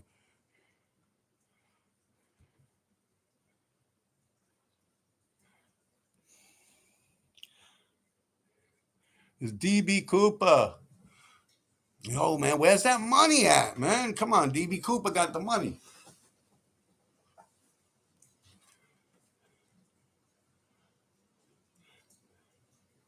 DJ No X-Men in the house. I grew up in Pips and used to see you all over. Yeah, that Pips Bay, that's where my friend I was just talking about before with Tommy Brown. Vinny Bannock, Eddie Bannock's older brother. He used to work in a renting office there. And that's at Pips Bay. Yeah, those are those buildings. But now them shit's all doctors and shit from because that's like Hospital Row. You got the VA hospital. You got down further Beth Israel, NYU Langone, OCME, all the way up, man. It's like from 14th Street to like 34th Street. It's all hospitals. Except for Strauss, the projects. Strauss houses over there. And then down on the other side, you got Stuytown. A1, you ever go out tripping really on one? You mean like take LSD or mushrooms and go writing graffiti? I tried to go with, when the trains were already clean, Lace, there was this guy Barry Bear, not Bear TDS Bear that passed away, a different Bear. And he used to own, his father owned that little art store around near where Art and Design. Barry Bear was his name. And Lace gave him a bunch of marijuana and he gave him like cases, but it was transparent red Flowmaster ink. The guy's father died. So he was getting rid of that little art supply store there. I think it was called Bear's Art Supplies. And he was they shut down and he had a bunch of ink there and he gave it to Andrew for some marijuana. And we were using that shit to go right on the fucking trains under Tishman, which is under Central Park behind the little pony trail ride there. You'd pop the hatch and just go right down. We were going down, it was in the winter. I took almost like probably about 7 grams, like 2/8 of mushrooms and maybe a half hour span between each other. So I was tripping balls. I was going down there and it was snowing out and I was holding on the back of cabs and stuff. And, like you could ski. I was like, woo, woo. But then when I got down there, it's like I got scared. It's the weirdest thing. I mean, I used to sleep down there at a few points in my life. It's a couple of blocks from my house. My mom, I'd get in an argument with her. I'm like, I'm leaving. I'd run around. And it's like the hatch, the ventilation shaft that you look on. the roof of it. I've done an episode about it where you can see the RD tag, and Swatch also caught it. Swatch, he caught later on in life. But I had a big RD tag and I buffed it, and that's the ventilation shaft that goes right down to the tunnel. We would go down, I'd go in that door with a butter knife. I'd go right down into the tracks, and I'd walk up about 3 or 4 blocks, or I'd walk down into Queens. And both ways, they would have trains. They would have catwalks and everything. So when I'd get in an argument, I'd get in a fight with my mom or something, I'm a teenager. I'm leaving. I'm running away. It's literally 63rd Street. And I lived on 62nd Street. I lived between 1st and 2nd. This was 63rd between 1st and 2nd. But the upper deck of the 59th Street bridge would come off right on 62nd Street, and the cut through would go to 63rd Street. My building was right there. It was like 2 doorways away and like a quarter of a block up. And I'm in a layup where there's like 40 to 60 trains, literally, like not even a block away from my house. That's not even one straight city block away from my house is where I would get it, where I would enter, but I would have to walk a couple of blocks this way or that way underground to get the trains. But the actual entrance to that shit was like not even half a block. That shit was like a quarter of a block from my fucking house, like a quarter of a block. Yeah.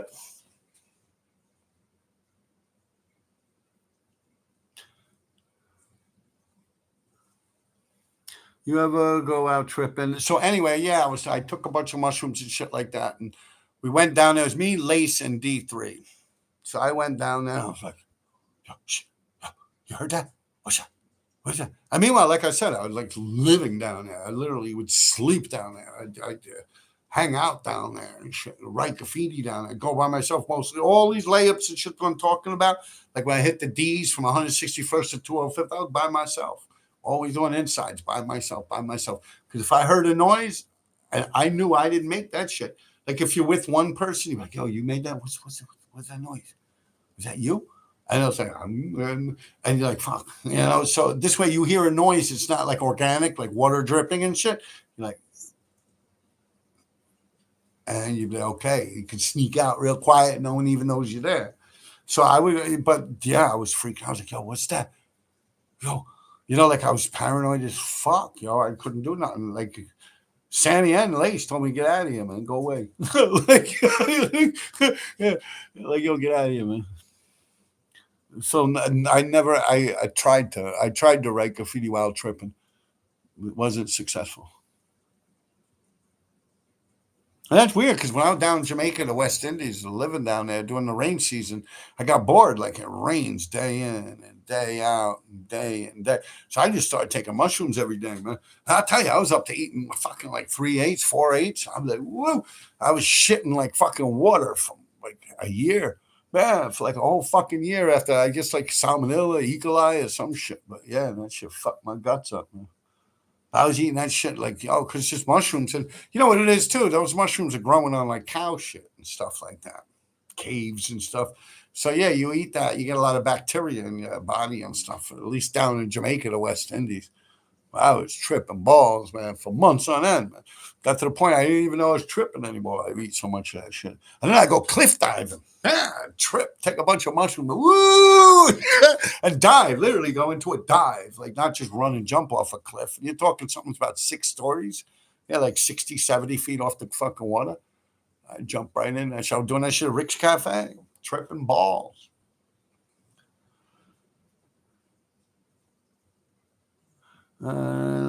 Tripping. So what I mean by talking about cliff diving while tripping in Jamaica, the West Indies, is I didn't have a fear or a phobia. Like I never got a paranoid feeling from them. But that particular night when I went to go writing graffiti, and we had all that red marsh ink. I mean, there's the Flowmaster ink, and actually a couple of cans of white and black, which Lace and D3 did a little bubble like top to bottoms. And they killed all the insides, man. I didn't get to do any of that.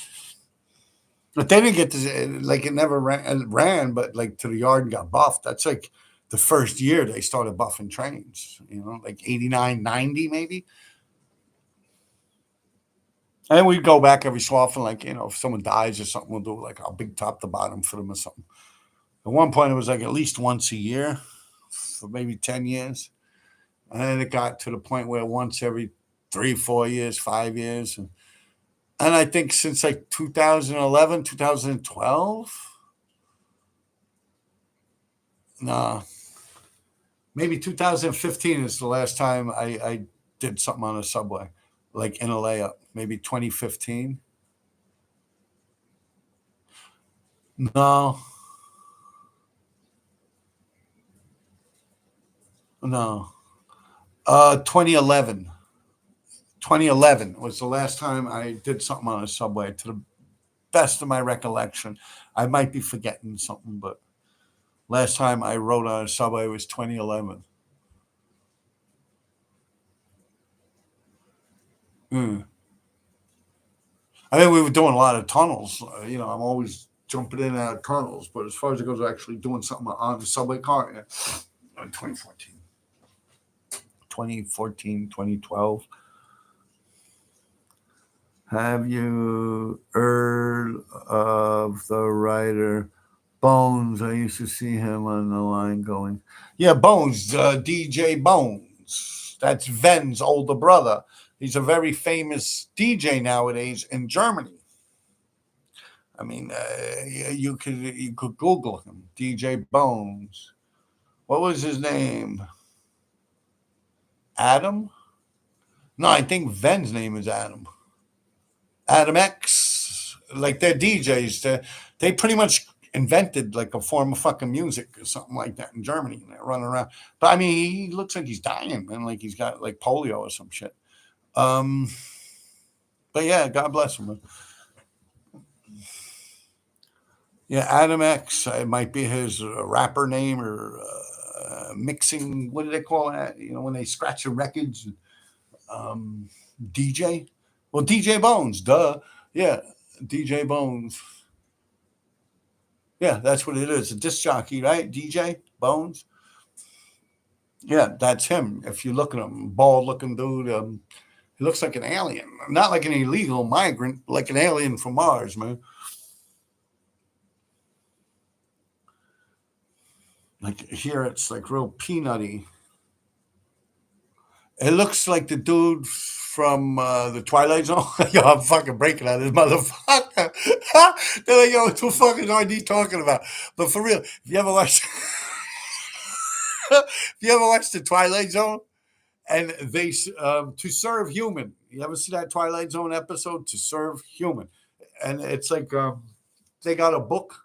The Martians, they're huge. They're like 7 feet tall, and they come down to Earth. And they got a book, and on the cover of the book it says "to serve human."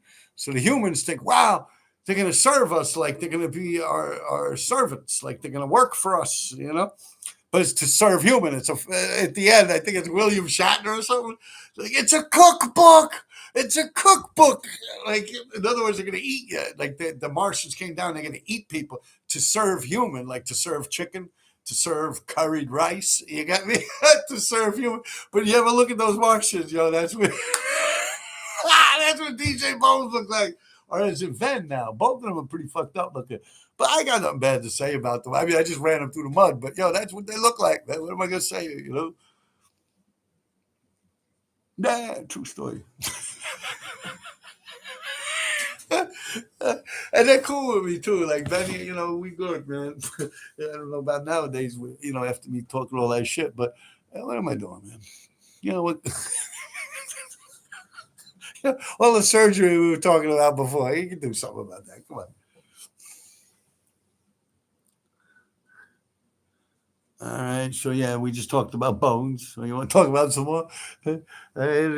John, what up, yo? Phipps Strauss houses, and I've seen various posts or comments online from you through the years showing me love. Thanks and props. Yeah, man, of course, man. You guys are like the next neighborhood down at that point. I don't know where you are nowadays. But so I was, you guys are a big influence on us. You even had like Fatal Frank. Well, he didn't. Wasn't with you guys, but he used to write Fate. And he was from that area too. Frank Dewey. He used to write Fate ESP.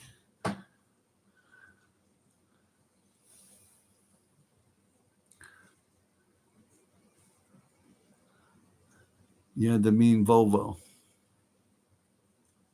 Yeah, Mean Street, the Volvo. I hung with Duffy and Pop's little brother Paul. DB Cooper. Mere One from Larch Stagger Lee. Did you have any MPC Morris Park crew guys from Co-op City and the Bronx? Um, no, I've met a few of those guys on and off. Fucking around the twos and fives. I've done a whole big episode about it in the twos and fives. It's actually a picture of me walking across the bridge, the twos and fives. Yeah, Rook. All right. I'm just flipping through because it's almost like every episode someone asks me about them. What do you remember seeing of Cap MPC? I remember all of it. I lived through it all. I remember it all. Like, I was around then. I was writing at that point. I remember the big Cap, 1985. Big top to bottom on the twos and fives with the silver. I remember all that shit. Like, 85. I remember him with Pove. I know Pove. Pove's a good friend of mine. Pove, MPC, GU. I don't know what happened to Pove now. I haven't seen him in a long time. Last time I saw him was maybe a year ago. He came up my house, yelling at my window. I think he was just released from prison. I don't know about now where he is. I hung with Matt Kabash a lot in the 90s through a mutual friend. Man, Matt Kabash, hello. He's normally in here. I used to hang out with Matt a lot, man. With Matt, Rum, Japanese Jewish Kevin, Black Kevin. Poor Black Kevin, man. I heard, if you know that, man, I heard he got in trouble, man. He went to he was living in some little college town. I forget, where the fuck did Rum go to school? Oh, man. Up, what the fuck is that place called? Vermont? Something like that. But I heard of Black Kevin, he went up around there. He was in some bar, I don't know how true it is. But he was deadly with his feet, man. Both him and Japanese Jewish Kevin were nasty, bro. But he went in some bar filled with a bunch of white people, and they started some shit. I heard he killed one or two of them, man. Yeah, he went off on their ass, and he got locked up for it. They were starting some bullshit with him, and he let them know he ain't the one. That's sad. I hope that's not the truth.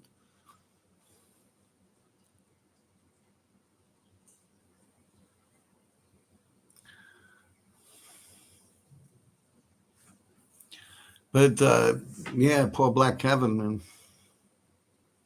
I did a lot of dirt with him, man. We robbed a lot of people, man. A lot of people in the meadow too. A Black Kevin.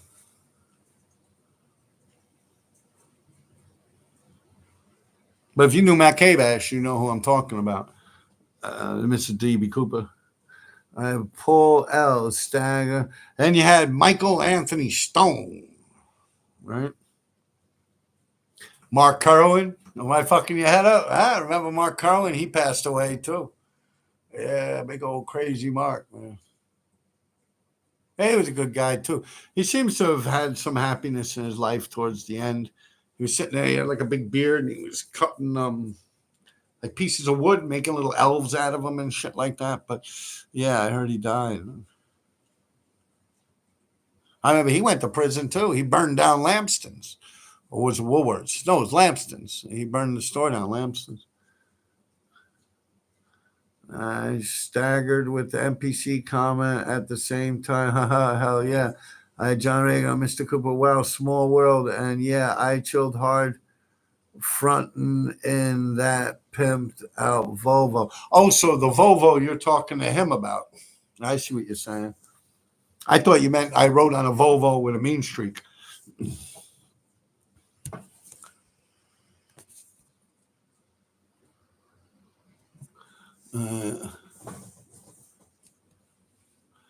Where we at here? I heard graffiti. What I fucked this whole thing. I'm hung with Matt Kabash a lot. Blah. Stagger. The things they scrolled all the way up. So I'm trying to catch back my place here. NPC kind of blah. And then you got DJ No. Wow, Small World. This and that with the Volvo. Nick. Have you heard of VR graffiti? I feel like you would enjoy it. What is that? No, I haven't heard of it. Is that some AI shit? What are you go-to colors to paint with? Depends on what I'm painting. Salute, RD. Hey, what's up, Buyer 3? What up, dog? He used to get the 6s a lot. Buyer 3. All right, John Rake, which is DJ No. Thanks for the invite. I will definitely keep it in mind when I'm around your way. I don't live in anymore. Often work and visit family. I hear you. See me, I'm in one of the little rent stabilized apartments, man. I ain't going nowhere. They gotta drag my dead fucking body out of here.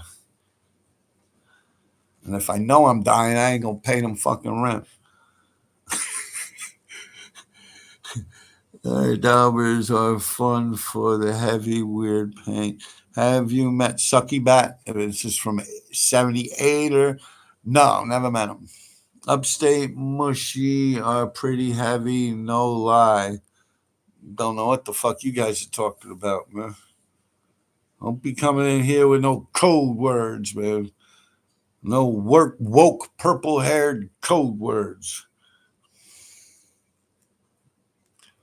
All right, what trains were in the layup by your building? 6 trains where they had a layup so far from Lexington. No, not the 6 trains. It was, at that point, it would be the B, double R, and F. Right now, they run the F through it, to be truthful. All right. Frank, and it was right around the corner. The shaft is right there, 62nd Street, 63rd Street, right on the corner, 63rd Street, 2nd Avenue. That's the air vent shaft for the tunnel that goes under the East River. I think the next stop is Queensbridge Houses, 21st Street. The new subway line that was built there, it's not new anymore, but back then it wasn't even a subway line. You get to about York Avenue, there wouldn't even be train tracks. I remember when they were still blowing holes in the wall to build it under the river. We were stealing power tools from there. So we've been going in and out of that place since 83, 84. And I forget what year we noticed trains in there, like 84, 85-ish. But they were the JFK Expresses, take the train to the plane, take the train to the plane. They parked them in there, and then they started putting in that double R's, flats and shit. They pull them in right from 5th Ave, 57th Street on the double R track. They pull them right in from right at 57th or 5th Avenue. Either way, they could pull them right in. On the double R, 57th Street, go up and then verse it right in. Boom, pull it right in. Just start going east with that shit. And they'd fill that tube up. A lot of people didn't know about that. As a matter of fact, not many people ever would have figured it out because we weren't even writing on the walls of that place. We kept it crystal clean because, like I said, there's people in this neighborhood who were stealing power tools out of there. A lot of my friends are thieves. And, they didn't give a fuck about writing graffiti on walls and shit, like trains and stuff. I'm like, yo, they got flats in here as long as we don't fuck with the walls because it's brand new. It's brand fucking new. It's raw, virgin cement. So we're like, oh, they ain't gonna fuck with it. But then Gary Sash, rest in peace. Gary Sash ran and told Ghost and them about it. Before you know, you had everyone and their fucking mother running around down there. Writing all over the fucking place. J.A. and them wrote all over the fucking place. And then I'm the bad one. Yeah. What is your opinion on the last style writer, Cento TFP, or any other similar writers to the Virginia? I just went through that shit for like a whole half hour, didn't I? 45 minutes. I knew Cento. I've met him several times. He was working for the same messenger company as me. I've met him doing in the same place we were just talking about under Central Park. I met Cento down there. He was doing pieces. I think he was with Cavs and them, possibly Key. I don't think Keys was there. Actually, I wasn't even there. Come to think of it, not that time when Cavs was there. But I remember John and them come. I lived right there. They came up and they were yelling up to my window. But I met Cento down there. And he was doing the top to bottom, and I was like, shit. I was just at work, and he was at work like the day before. I'm like, oh shit, what are you doing down here? Like we work in the same place, you know. That was pretty cool. I think that was when they were doing the Easter whole car. I don't know. I met him down there a few times, but he was also working with me at work. But it's interesting when you bump into someone that's in your work field, like Feck TFV. But with Cento's case, you know, it's like you see someone from work in a train tunnel writing graffiti. You're like, what the fuck? With Feck's situation, I'm working for the Department of Health, and he was in a Department of Health police. He looks like a cop, except he don't have a gun, and he checks ID and everything. So Feck TFV, I was showing him my ID for about 7 or 8 years. And then one day I see him catching tags in a loose leaf striped paper, like lined paper that like someone would have in school, like a notebook, a spiral notebook. And he's catching Feck TFV tags and shit. So I'm like, oh shit, let me see that. So I grabbed it. I did an RD tag. He's like, oh shit, that's you. He's like, yeah. So we got to talking and stuff like that. And it's like the next day, like all TFV is like in front of my job, like, well, not all of them, but Bet came by, you know, wanted to fight this time. I'm like, all right, we'll go behind the building there, which is Pips Bay. At the parking lot where the basketball court is. I was like, oh, you know, and he's like, well, I got a child. And I was like, well, I have a child too. You know, just if we fight, the cops come, we just say, yeah, I don't wish to press charges on anyone or anything. And he's like, oh, this shit's stupid. And I said, well, I don't know. You came here, so I'm going to defend myself. We shook hands and became best of friends. That's Bet TFV, Vinny. Yeah, Feck like created my nightmares for me. Like that's when all of a sudden everyone had my address. Like nobody even knew I was a graffiti writer. It's my own fault. You know, I wrote that tag on that piece of paper and let him know that I was RD. But from that point on, it was a wrap. Like I was like, fuck, man, thinking about transferring. Like you know, it's dick shit. You know, but yeah, I don't fuck with that dude no more, man. After that situation, I'm like, oh, dude, man, what the fuck? Like I don't give a fuck, man. That's like getting back to someone. Well, he drank a lot too, but that gets back to the whole fact of like drunkenness, like why I don't like drunks. I'm not saying anything about him and his drunkenness. Never really hung with him like that. But what I can say is it's the same problem I have with that type of a human being that I would have with an alcoholic or a dope fiend. And it's like, you know, like ID, UGG we were just talking about. It's like I'm at my show and got my best foot forward. I got my artwork there. And I was ready to fucking rip that dude a new one. For real, I was going to kick him in the balls and get him on the floor and just start stomping his fucking head out. Like, you know what I mean? Like you get someone right in the fucking balls and they go down like this. Once they go down like that, you grab by the ear and just start fucking kneeing them right in the fucking face, man. Yeah. I was ready, and that fucking he was just and it's like everyone's like, yeah, but it's not his fault, right? I'm like, get the fuck out of here with that bullshit. I hate that shit. He's drunk. Like get and that's the same with this shit. Like with this dude, like why, you know, it's like what the fuck can you honestly say, man? You like blew my spot up. You ratted. I mean, there's no other way around it. You know, you told your friends that are enemies of mine. And I get it. You know, birds of a feather flock together. He lived with them in Brooklyn his whole fucking life. He just met me. I get it. But don't sit there still trying to be my boy. You get me? Like, yeah, wow. You know, I'm like, I'm okay. And that's the truth behind that. Like, you know, you made your bed. You sleep in it. I'm like, I'm cool, man. Nah, and even his boys, they winded up kicking him out of his crew and shit. Then Bice is telling me that Feck threw him down with TFV. This and that. And I'm like, I don't know why. Last time I heard, Feck ain't even in TFV. Like, I don't think he's got that kind of power. Like, Vinny threw him out, like Bet and them. But I don't know. That's a Brooklyn thing. I don't get down like that. You know how many people I've told you there's times where I would be out with Just,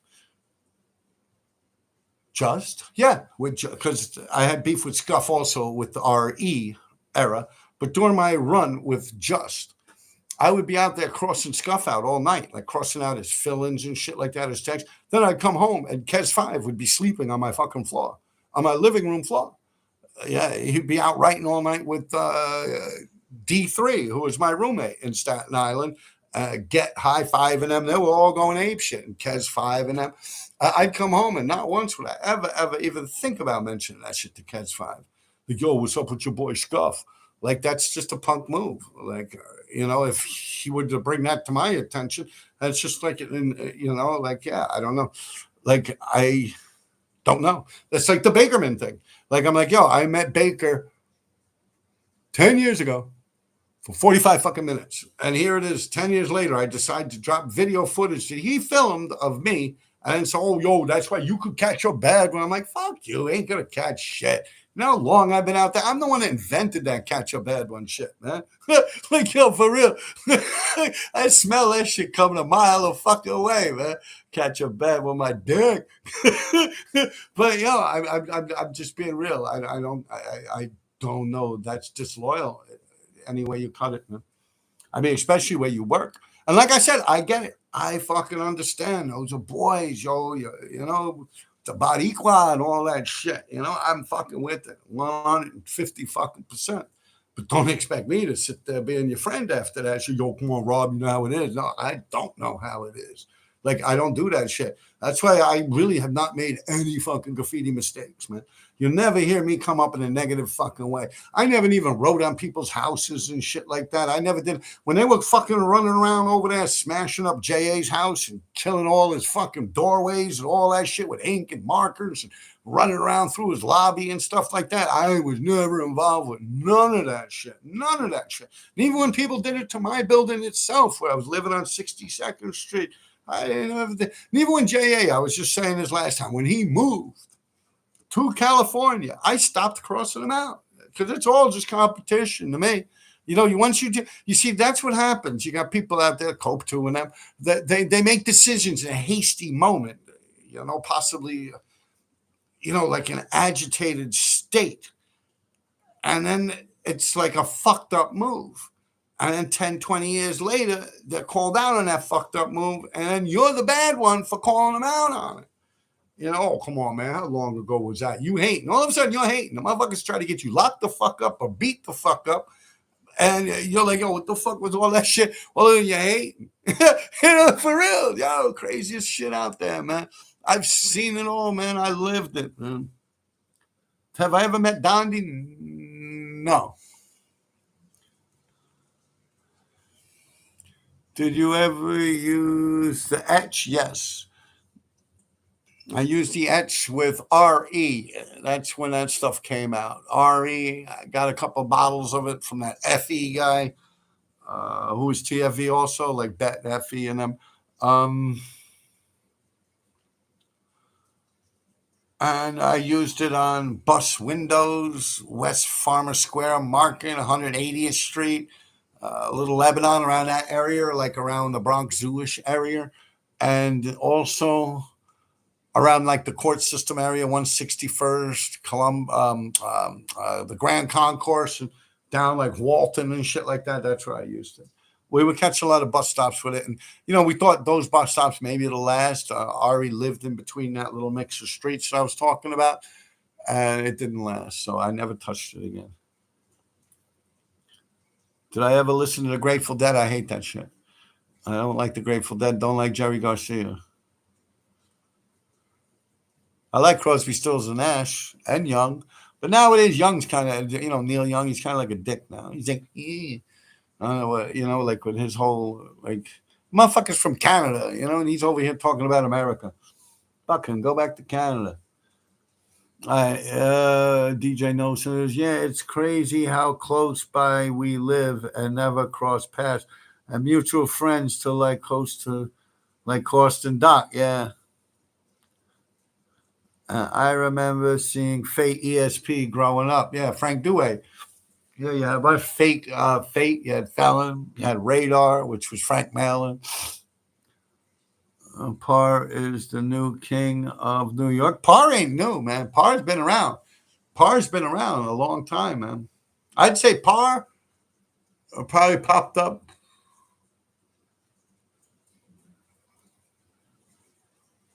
Like he just disappeared for like 20 years.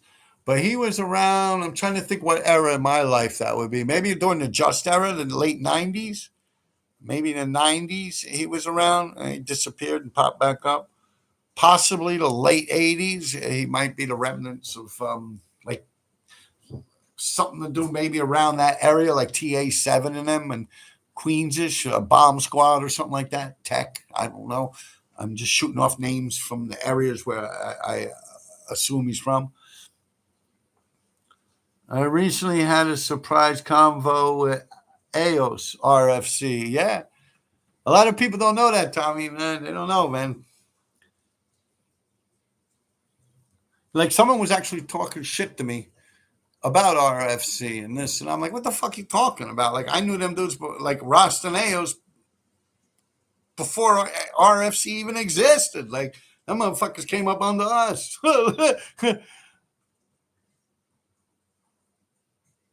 Yeah, I would love to get him on Rastaneos. You know, he even wrote. You could Google it and find it. Like "Running from Cops" is the name of the article. I think it was in a magazine or something from Rastaneos, and they give me shout outs. I think they give you a shout out. They Chalks, big Chalks, Lace, and D3, and everyone. You know, they say, you know, we came up under them 357 motherfuckers, man. But they kind of said they were the only black dudes, and that's not true. We were hanging out with a lot of black dudes. You know, we lived almost on the border of Harlem, for Christ's sake. But you had a lot. You had Black Al, you had Black Kevin. And I mean, the reason we call them black, that don't sound right. The reason we call them black is because they were black, and we would know a different Alex. You had white Alex, you had Jewish Alex, and you had black Alex. Just like you had Nicky the Greek, you had Nicky the Irishman, Hack, right? You have Nicky KK, Nick 1, KK, yeah, Nick. KK is a Nick, you know, they're all Greeks. Side is also, well, that's Nicky the Greek, is Side, RA. That's another funny thing. Someone showed me a picture of a bruise tag over an RD tag, and then he wrote 357, I think, in it. I met Bruce once in my life. Twice. Yeah, I met him when he was going out with this girl, Debs, or one of them, him or NATO, and they were on the next block from me. And at that point, I was with Deborah, and they looked like yuppies. Someone told me that guy, Gennaro, the Hell's Angel guy, the big fat Hell's Angel with the pit bull, they said that's his father. I'm like, I don't know, man. When I met them, they were like yuppies. They were like 12 years old or something, 13 years old, man.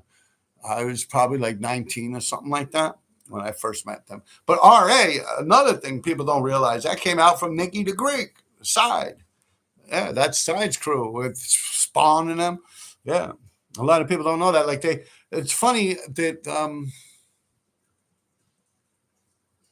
like people try to create problems and start beefs with shit. And that's what I mean by like why I kind of slowed down on my YouTube, because you got people that like comment, you know, from God knows where, and like, yeah, I'm gonna do, and they don't realize like where I'm at and what I've done in my life and who I know and don't know. So they trip themselves up. Like RA, that's came out throughout us, you know, with Spawn and MG and R, and then you have RA, which is Nicky, you know, which is Side. RFC was created by Rost and Eos. RFC, running from cops. They were young kids under us when we were growing up. We were older than them. I've hung out with them a lot, man. Every time I dump up my wife, well, my wife to be at that point, when I was like 18 years old, and I'd go and I'd hang out with Rost and Eos and shit. We'd go to the park and stuff. I used to hang out with them dudes like crazy. I think it was OJ that was saying that too once. Well, yeah, it was a show. TL, I think he's in here. TL, he was in here a while ago. The dude that was putting in TL, and he was talking about the truck when I was talking about the guy that woke up. He had an art show, and that was Aaron. You know, someone was saying something about. I remember OJ was there. They know, but you know, I'm like, what do you mean? I know them dudes, man. What? You know, I'm like, that's weird shit, man. Yeah, I remember that. That's what it was. It was at that art show. It was like a skateboard show. Are you in here, TL, man? Let me see. You probably fell asleep, right? He was like the first dude in here. Yeah.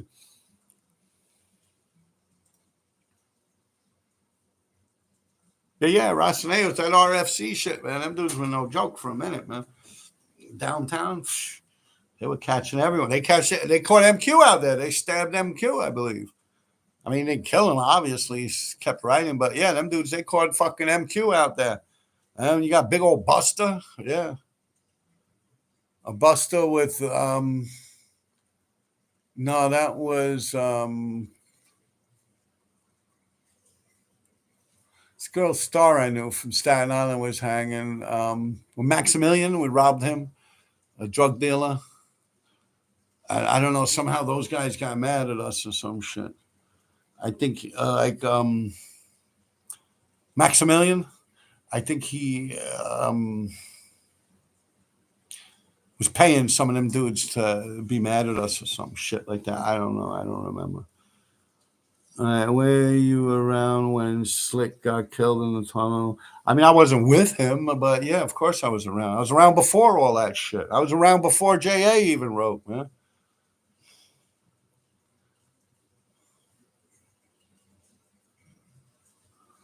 All right. I was around before both of them wrote, possibly before they even thought about writing.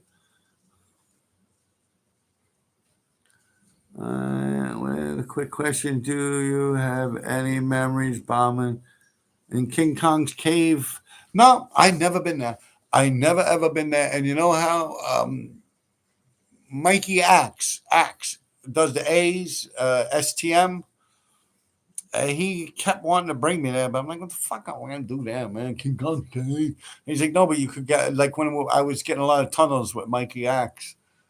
And he started going on a solo mission, and he kept trying to get me to some place called King Kong's Cave, and he was talking about freights, and there's good walls, but I never took him up on the offer. If he didn't get locked up, I probably would have. And he should be getting out soon.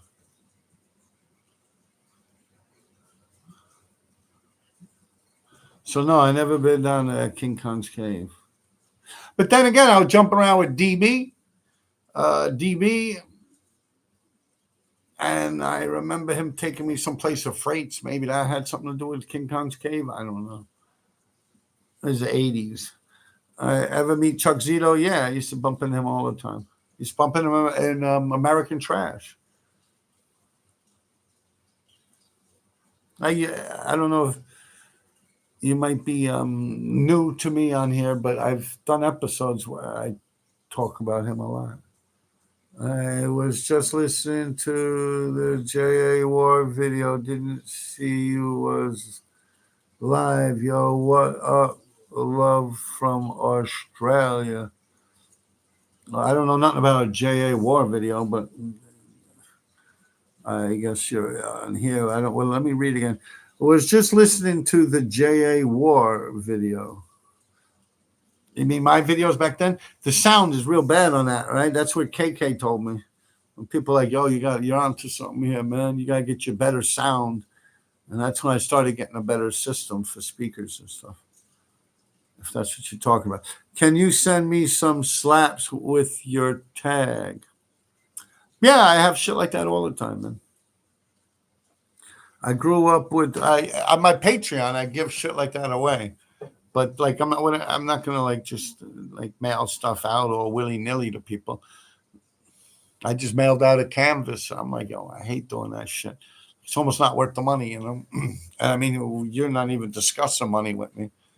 So, you know, my Patreon just Go there, I guess. I grew up with Drone 357. Tommy, remember him? He bought your house in Maspeth, Queens. No, he didn't buy my house in Maspeth, Queens. He bought my house in Astoria, Queens. All right. Can you send me some slap? All right. George Living. Yeah, that was it. Patreon. Cool. Yeah. But yeah, I never owned a house in Maspeth. I owned one in Astoria. Yeah, I know Drone. I know him real well. I know his cousins too. I did a lot of graffiti with his cousin.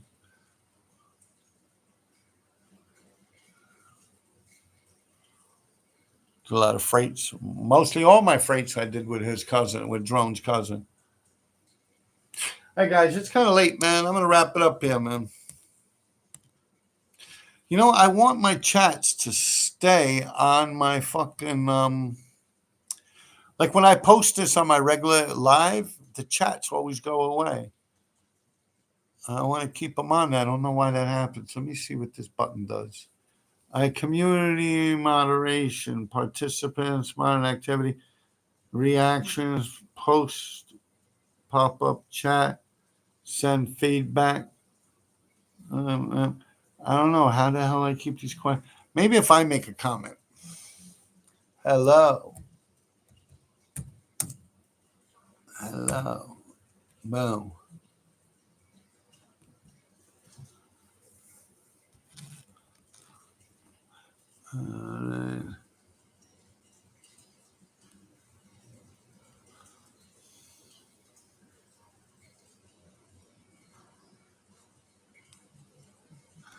Let's see, how the fuck do I get this? Keep these.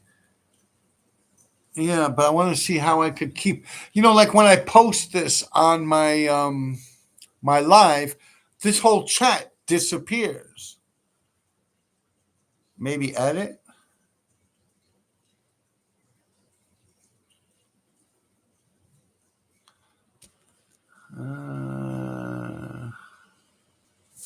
Customization, live chat, replay, right? You keep that check, no?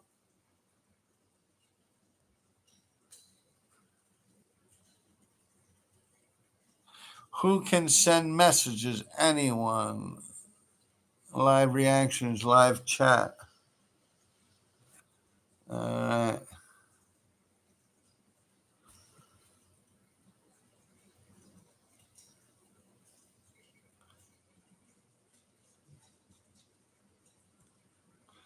Yeah. All right, guys, I'm just going to end it, man. I really do want to keep these chats, you know, that because otherwise people wonder what the fuck I'm saying, you know. Like when you watch my video, people, you can't see the chats, you know, like people that are asking me questions and who's asking me what, you know. I also share tab audio. Choose what you share with Studio YouTube. The site will be able to see contents on your screen. Select a tab to share. I don't know, man. Fuck it, man. This is some bullshit. You can screen record your chats and video and upload them as a separate video from this live, and that is the only way you can upload the chatter. You can screen record. Oh, you mean I should have been recording this shit like the fucking little button in the G the whole time? Ah, fuck it, man. It's too late, man. Peace out, people. Have a good one, man. Stay safe. Your stream will stop immediately and you will no longer be live. End it. Boom.